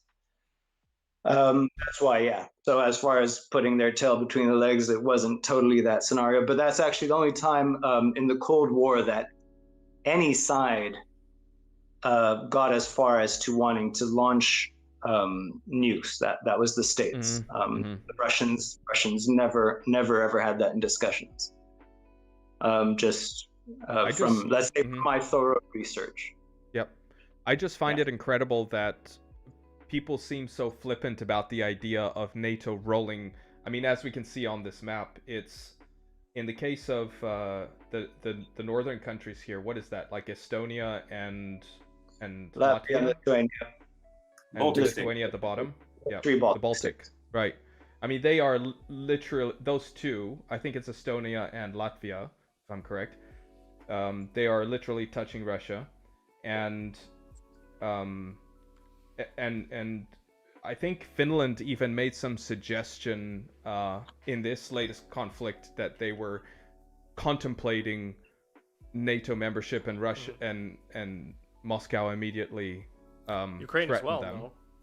They were also Ukrainians been asking, right? I mean, in talks about that. Yeah. So it's understandable that Russia would be kind of wary of this development. A bit tense. Seeing the wave of NATO essentially moving right up to its border, and I think the fact that it's Ukraine as well, considering that was the birthplace of the USSR and I guess what Russia is now, that's kind of the ultimate kick in the fancy place for that to be now potentially become part of NATO. I came into a quote the other day from I believe it was in 2005 that Putin said that the collapse of the Soviet Union was the greatest catastrophe of the 20th century. So he does have or at least you could take from that he has a romanticized notion of the Soviet Union, and seeing this development with NATO is not something that he wants to see. So, but I mean, would the US be okay with seeing something like this? I don't think so at all. I mean, what if Mexico allowed Russia to put some systems in it, like US would go apeshit. Yeah. Oh, we don't. It's not a question. It's an answered question. Right. Cuba, we already know the answer. And Cuba's not even touching. Yeah. Well, I mean, the blockade and everything, that was their reaction right away. So. Yeah. So why is NATO, or why is the West just seemingly completely? To me, it seems like they're not taking Russia's. I don't know if I can say sovereignty, but their national security interests seriously. Obviously not. Yeah, but I mean, is it not within Europe's interest to be interested? Emmanuel, can I also add, if you ask those who live in the Baltic states and in Poland, they welcome NATO in their countries, most of them, because they see it as their defense against Russia. Especially those who will form Soviet republics, they're welcoming it because they see Russia as a threat. Yeah, and that's the reason maybe NATO saw an opportunity to move there, but they were welcome there. Yes, I agree. They were welcomed there. Do you, Artiom? Do you really think that the threat is legitimate? Do you think, No. like, because Finland, for example, isn't? I mean, Finland is right there on its border as well, but I is it think because of the size, or? after Ukraine, everybody will scratch their heads and think, are we really safe? But before that, because there's really a lot of tension with Baltic states. They now wanted to be part of USSR, and there are a lot of tensions with Poland. They also got some damage from from Soviet bloc, and they really see Russia as a threat, because if Russia claims Ukraine, saying this was the former Soviet republic, then they see themselves next, and maybe they are. I don't know, because Poland used to be part of the Eastern Bloc. Some other countries there as well, like Czech Republic. They also they see Russia as a threat. So this is how they feel.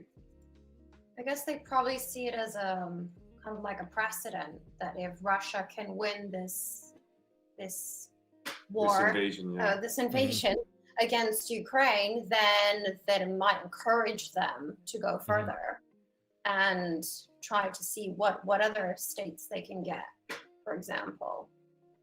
And there was other people who were also talking and saying that perhaps other countries, for example, in Asia, that have difficult relations with their neighbors might look at this and think, oh, you know what, maybe let's try that too, kind of thing. So there's a lot of people watching this and getting very, very nervous about what precedent it could make for the future. So I just think that maybe if we're going to talk about precedent, the historical precedent to me seems that the Russians aren't pushing westward. Yeah, the Russians aren't pushing westward in the way that NATO is pushing eastward.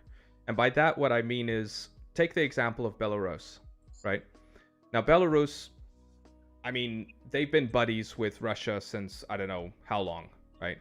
Now, the interesting thing about that is that Russia hasn't absorbed Belarus. It's basically set up a puppet government, or allowed a puppet government to be installed. And that's the kind of modus operandi it seems to desire. The same with Syria. You see what happened in Syria. They didn't try to just, rip whatever was in there out. They let Assad remain. But of course, Assad is Moscow's puppet. And in Ukraine, it seems to me that they're doing a very similar thing, if not the identical thing, in that they're going in, and what they want is what was prior to 2013, or in 2013, which was undone in late 2013-14, which is another puppet government. I don't think it was ever about absorbing any of the countries, but you see what's happening. There were protests in Belarus, I think a year ago, and Lukashenko only survived because he was backed by Putin. And Putin got involved in that. The same happened in Kazakhstan lately, because there were actually troops brought there. It's called ADKB, I think, or something like this. So, but still, like, people in Belarus, they now don't like Putin that much, because now they see that he intervenes into what was happening there.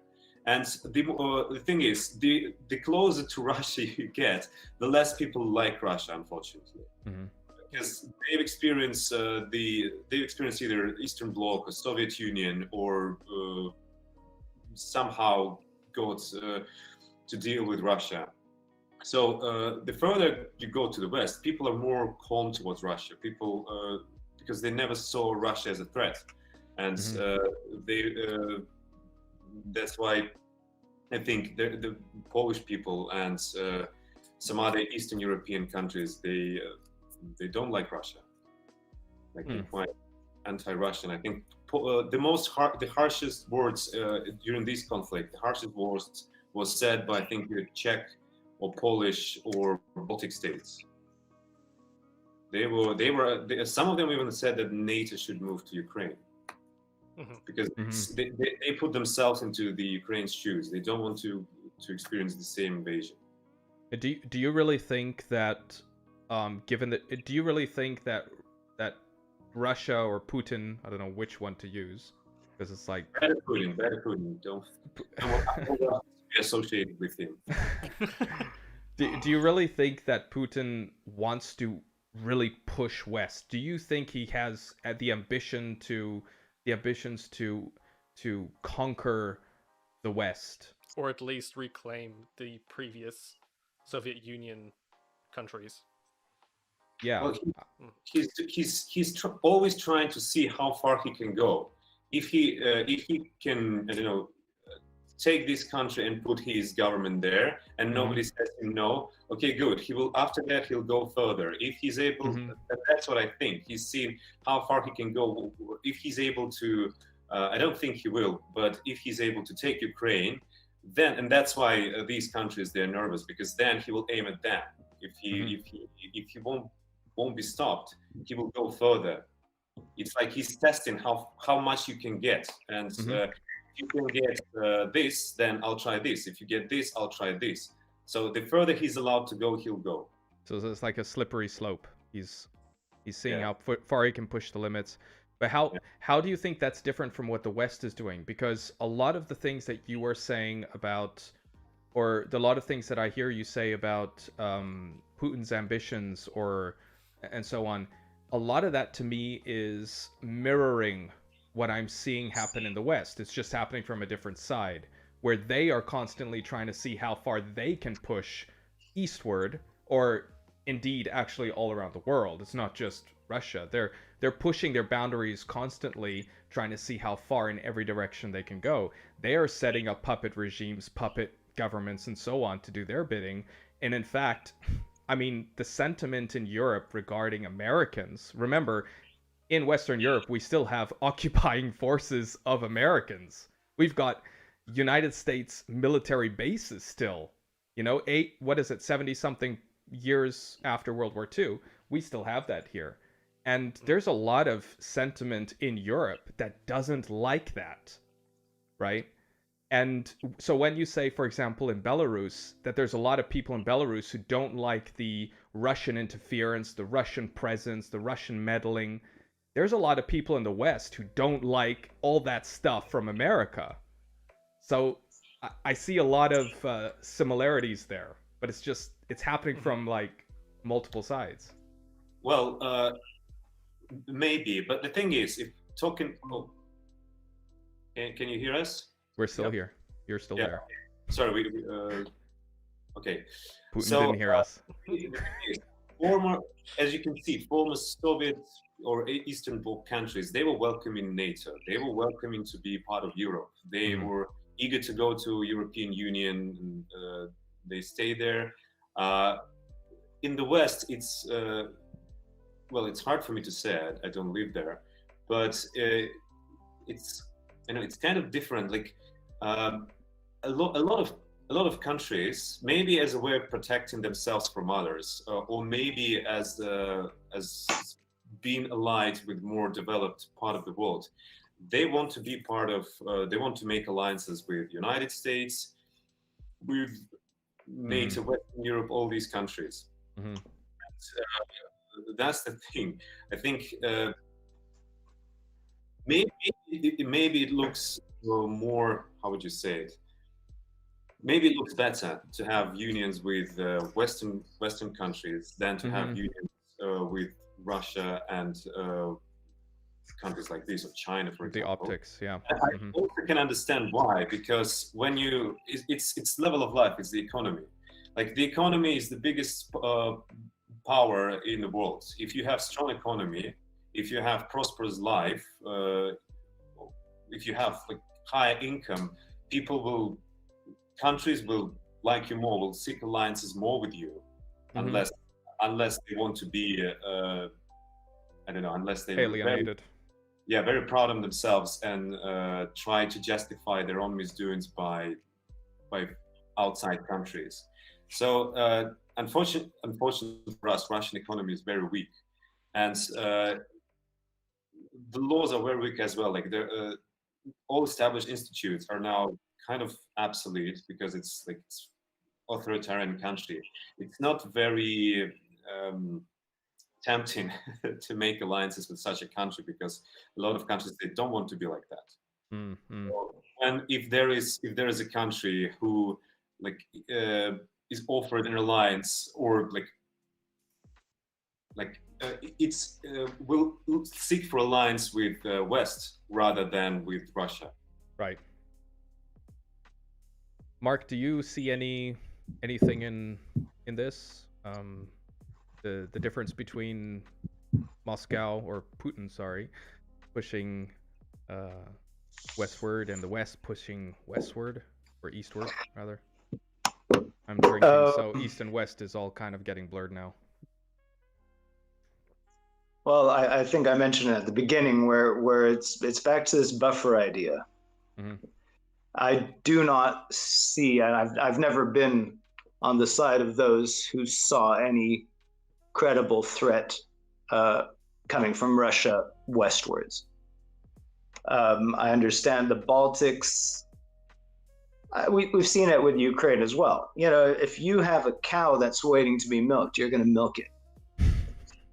And Especially the EU, in Switzerland. The EU is one can say is a cow. Definitely a cow.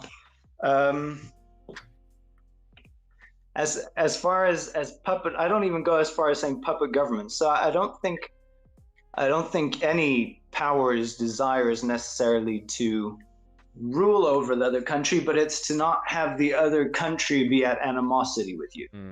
Neutral, so I don't think that Putin feels a need to govern Belarus or Ukraine.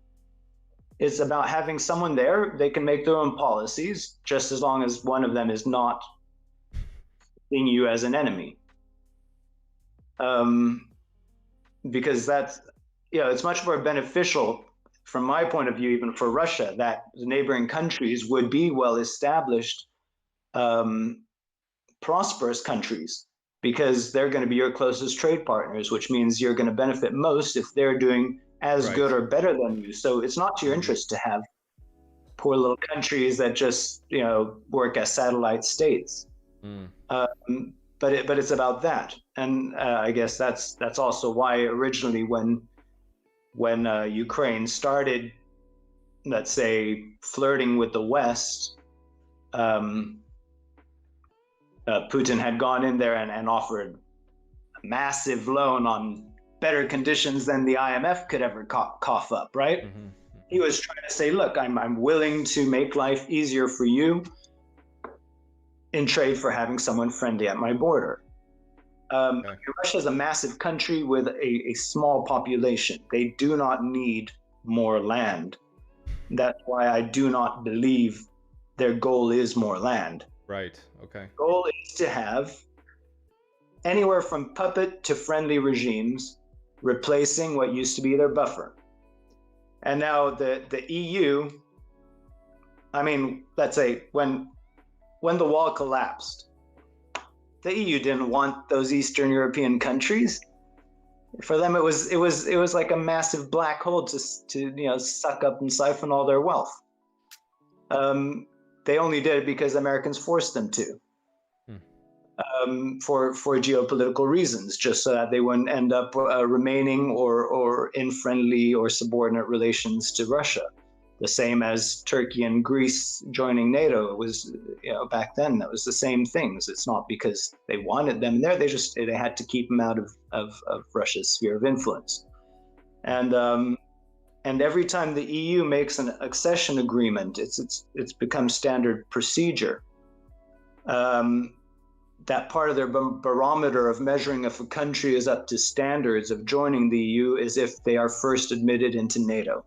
So anyone that studies geopolitics knows that the moment the EU starts making agreements, accession agreements, or privilege agreements with another country, the next step is they're going to be joining NATO. So if you look at all the ones that were added in the Balkans East, they always first became members of NATO and were then taken into the EU. Lately, the latest being North Macedonia with their conflict they had to resolve, and that's why the moment Ukraine started, or let's say I mean, everyone remembers Maidan. To say that was purely a local uprising, I think, would be lying to oneself, because there was obviously a very strong Foreign element. strong interest in foreign element. Latest by the time you saw one Western leader after the other fly into Maidan to talk on a stage or something like that about how we love your freedom movement, and this is not really so homegrown. But whatever's the case, a certain percentage of the population obviously was for whatever new government they set up. But when it was in Romania, I believe, where the Georgia and where the EU pretty much, against the will of certain EU countries, they pretty much said Georgia and Ukraine would be seen as possible additions to the EU in the future, and that was a clear decision they made to start animosities with the Russian government. Yeah. Well, guys, I mean, that's been incredible. I'm sure we could We've talk gone about for hours more. Maybe we got to do a part 2, sequel. Yeah, there should be more to talk about. Oh, there is. It's fascinating. Just in me texting a bit with this guy from Belarus, there was just so much. Just a few things he said, and I was like, yeah. Us in the West, we have probably less education about what's happening eastward, or maybe it's the same as people in the east of the West. We don't know. Like, I didn't even know where this North Caucasus was. I had to look it up. I was like, is that what you're referring to? Send him a screenshot. So, should we? Yeah. If you guys want to say anything to close off, you're more than welcome. Well, I want to say from my side that I fully condemn what's happening in Ukraine. I really hope this will stop. Really hope Ukraine stays their own country. I feel bad for them. I feel a bit ashamed that Russia is the aggressor. But again, I want to say not all Russians agree with that war. And just for those who listen to these podcasts, I wanted to make it to say that I'm condemning it. I don't want to be part of it. Right on. I'll make a comment along those lines as well. I know you guys touched on it as well. It's about this this very, very terrible attitude that is surfacing even more on the internet now, targeting actual Russian civilians. Like, I know that the West and countries have been trying to make a bit of an example of Russia lately, and they have, of course, sent professional athletes, for example, out of the competitions that they're involved in, and told them, we don't want you in competitions anymore. This is happening in a lot of different sports. There was even one, I don't know if you've read it, this very famous Russian conductor who is seen as one of the greatest orchestra conductors in the world. And apparently he's close to Putin, so he was basically told, if you don't publicly renounce Putin, we will basically finish your career. This man is what, 60 something? Spivakov, I know this. Well, I don't know him personally. I know who you're talking about. The thing is, I can understand these backlash. I can understand the sanctions, and this is terrible. Like Russian people are taken hostage by these actions because it will have an effect on Russia. It will be a bad effect. I can understand why it's done, and it should be done. But the thing is, at least I want people to know that not all Russians are supporting this war, and I hope it will stop soon, and the less people die, the better. Absolutely. And, I hope, everything will be fine, and Ukrainians will be happy, and Russians will be happy. Ukrainian will be its own country, and everything will be okay with Russians. Yeah, I mean, from what I've seen from some conversations, I had a lot of friends from different countries when the shit hit the fan. Lots of people asked me, are you okay? What's going on? And just talking to them, it was quite clear that most people in a lot of countries, they have no idea the situation that Russians are in, along the lines of protesting or speaking an opinion that is opposite to the government's. I mean, recently we had this law. Well, it was always kind of happening, the repression of protests. But then it wasn't too long ago. Perhaps it was in 2000 or so. No, sorry, 2020. Getting my years mixed up. Where they actually made this law official. And to be honest, I think a lot of them didn't really register what this was. They probably should have protested a lot more. But they hadn't had a lot of big protests for a long time. And then last year we had the whole Navalny debacle. And then people really wanted to protest. And they were going out by their tens of thousands in all the cities. And the kind of what they were met with was absolute brutality from the police. Wow. They were beaten with clubs. We had about 12,000 people arrested. And this is not because they were being violent. They were just simply walking out there, maybe with a placard. Like the actual protesters, for 99%, were very peaceful. It's not like they were destroying property.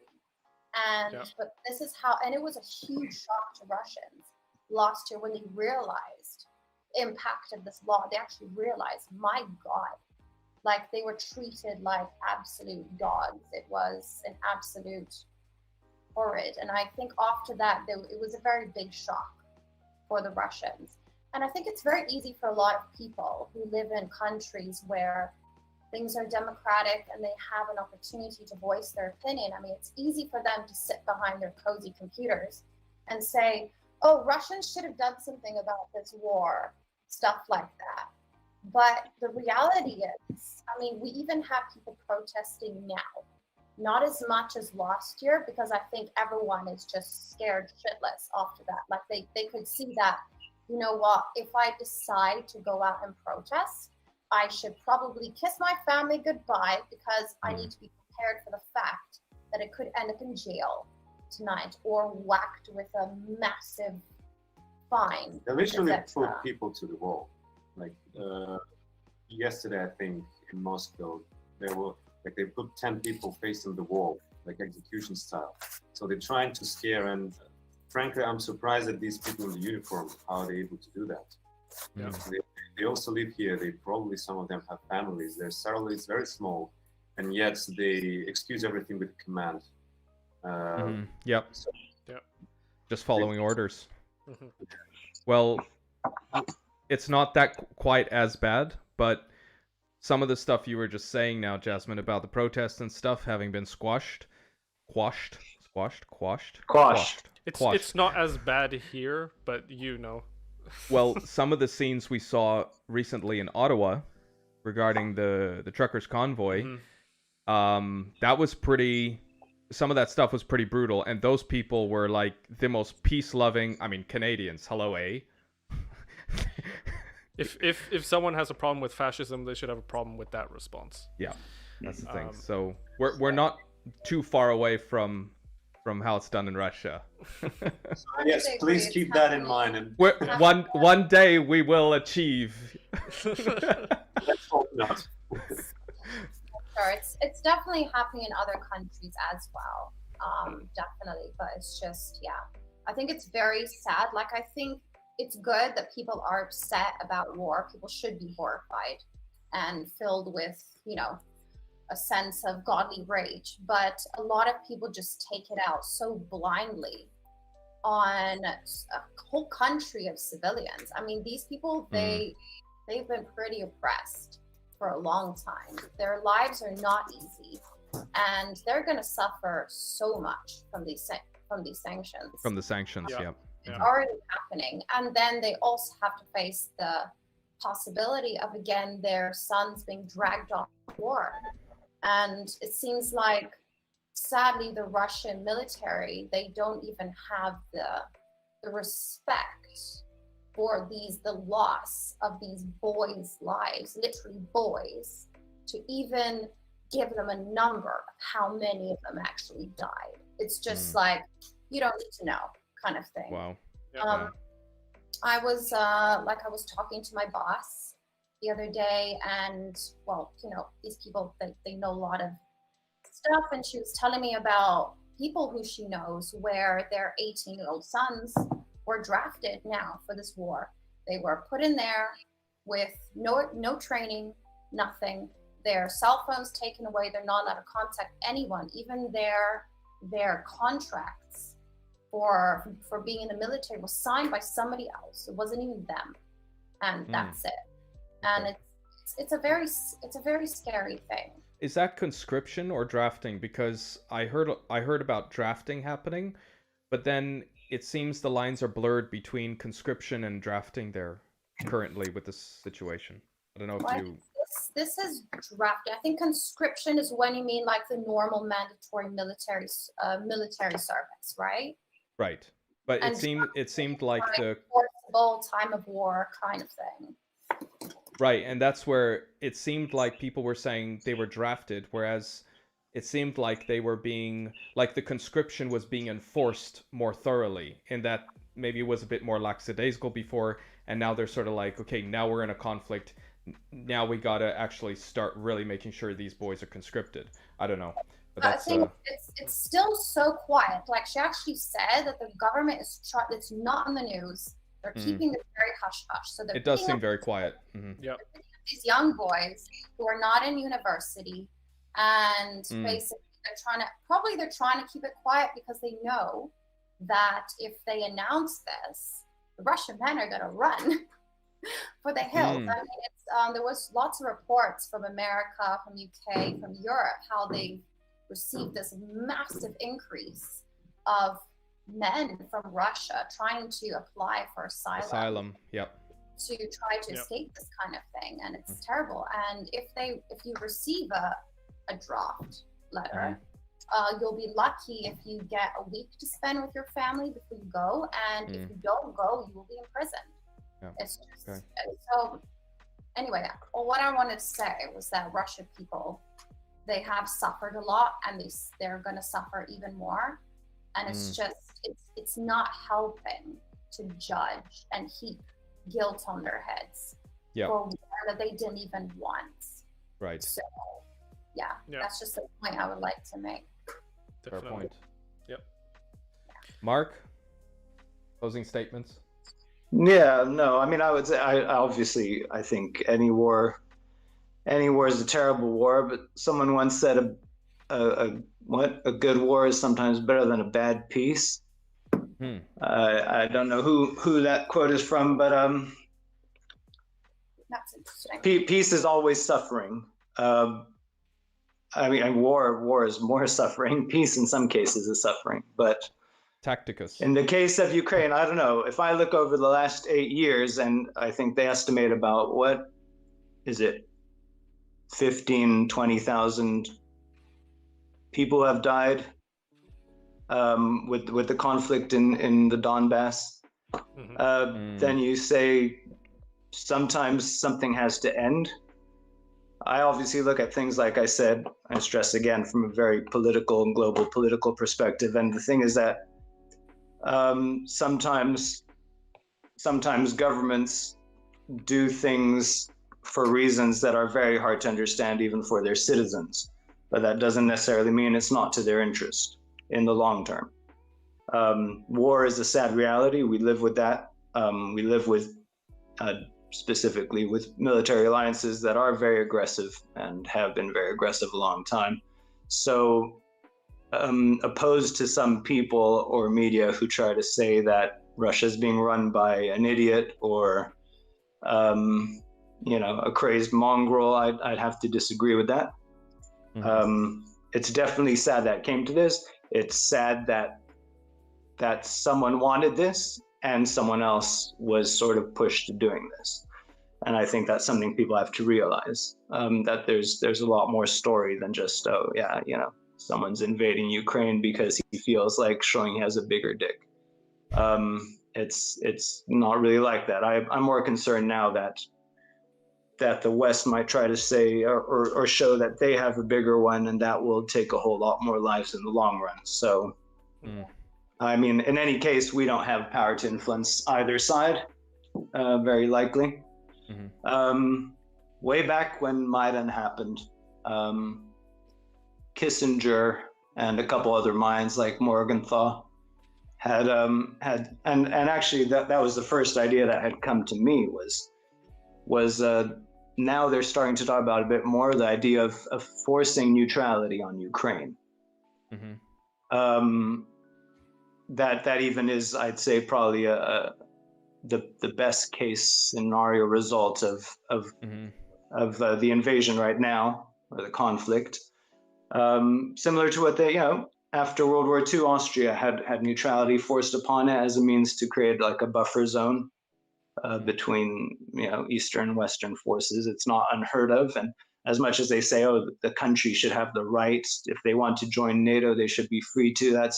That's very childish play, and it's a kind of dialogue that really is only purpose is to make sure that conflict gets even more flagrant and endures longer.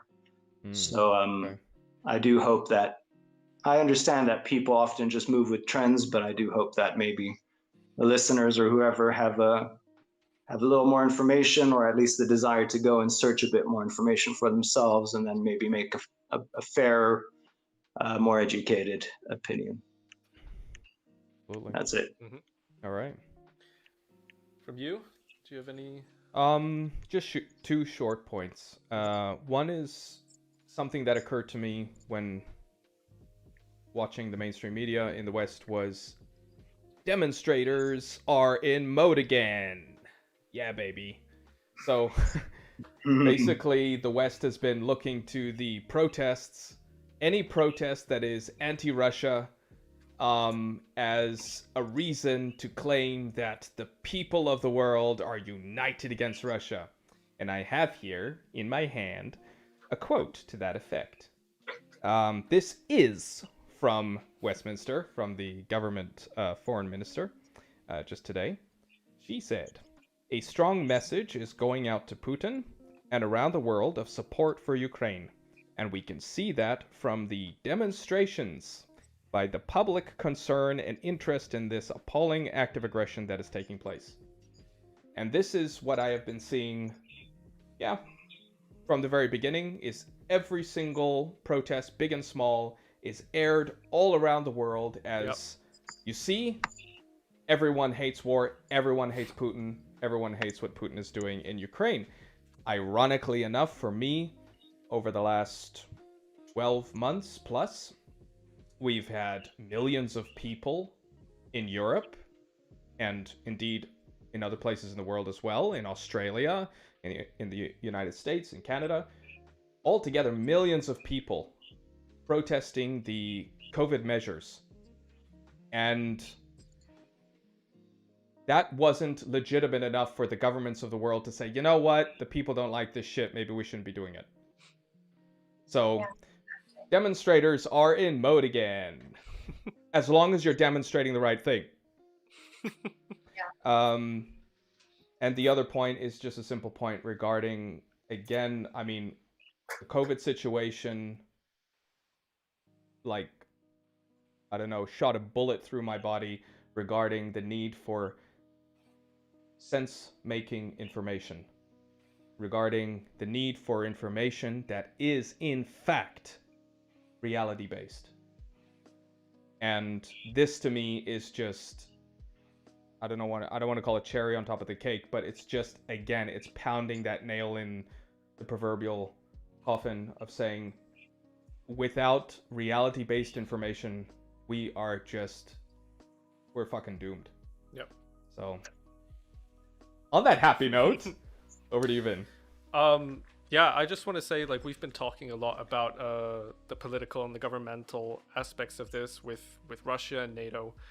And while I can definitely see, like, the interests of NATO, how they would be invested in doing a move eastward, and why Russia would obviously be opposed to that.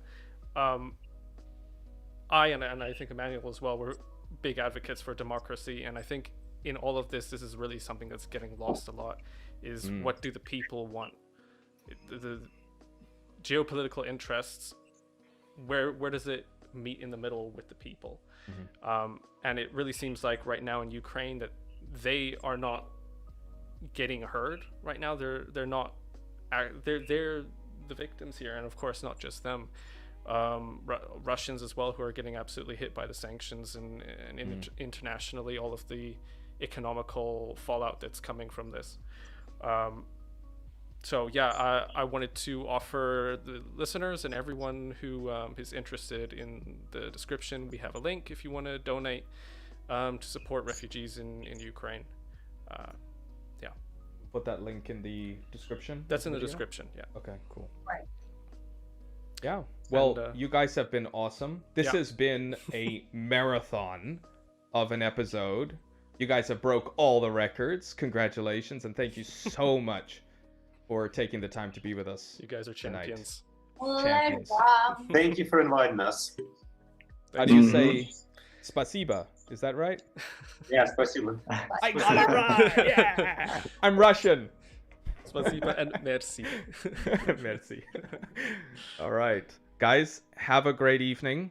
Mark in Thank Switzerland, It neighbor, was very interesting. Cheers. and you guys Yeah, in no, Moscow. thank you, guys. Have a good night, and really wish you guys all the best. Be safe, and we'll be in contact again soon. Absolutely. Bye. You Cheers. Bye. Have a Cheers, good guys. night. Bye. Yeah, thank you to everyone who watched until now. This was a bit of a long one. Definitely, we'd love to hear your feedback if you agreed with us, if you didn't agree with us, if you loved it, if you hated it. Please let us know. We'd love to hear your feedback. And as always, you can find us on pretty much every social media. Link is in the description. And yeah, until next week. Thanks for being here. Cheers, everyone. Have a good night.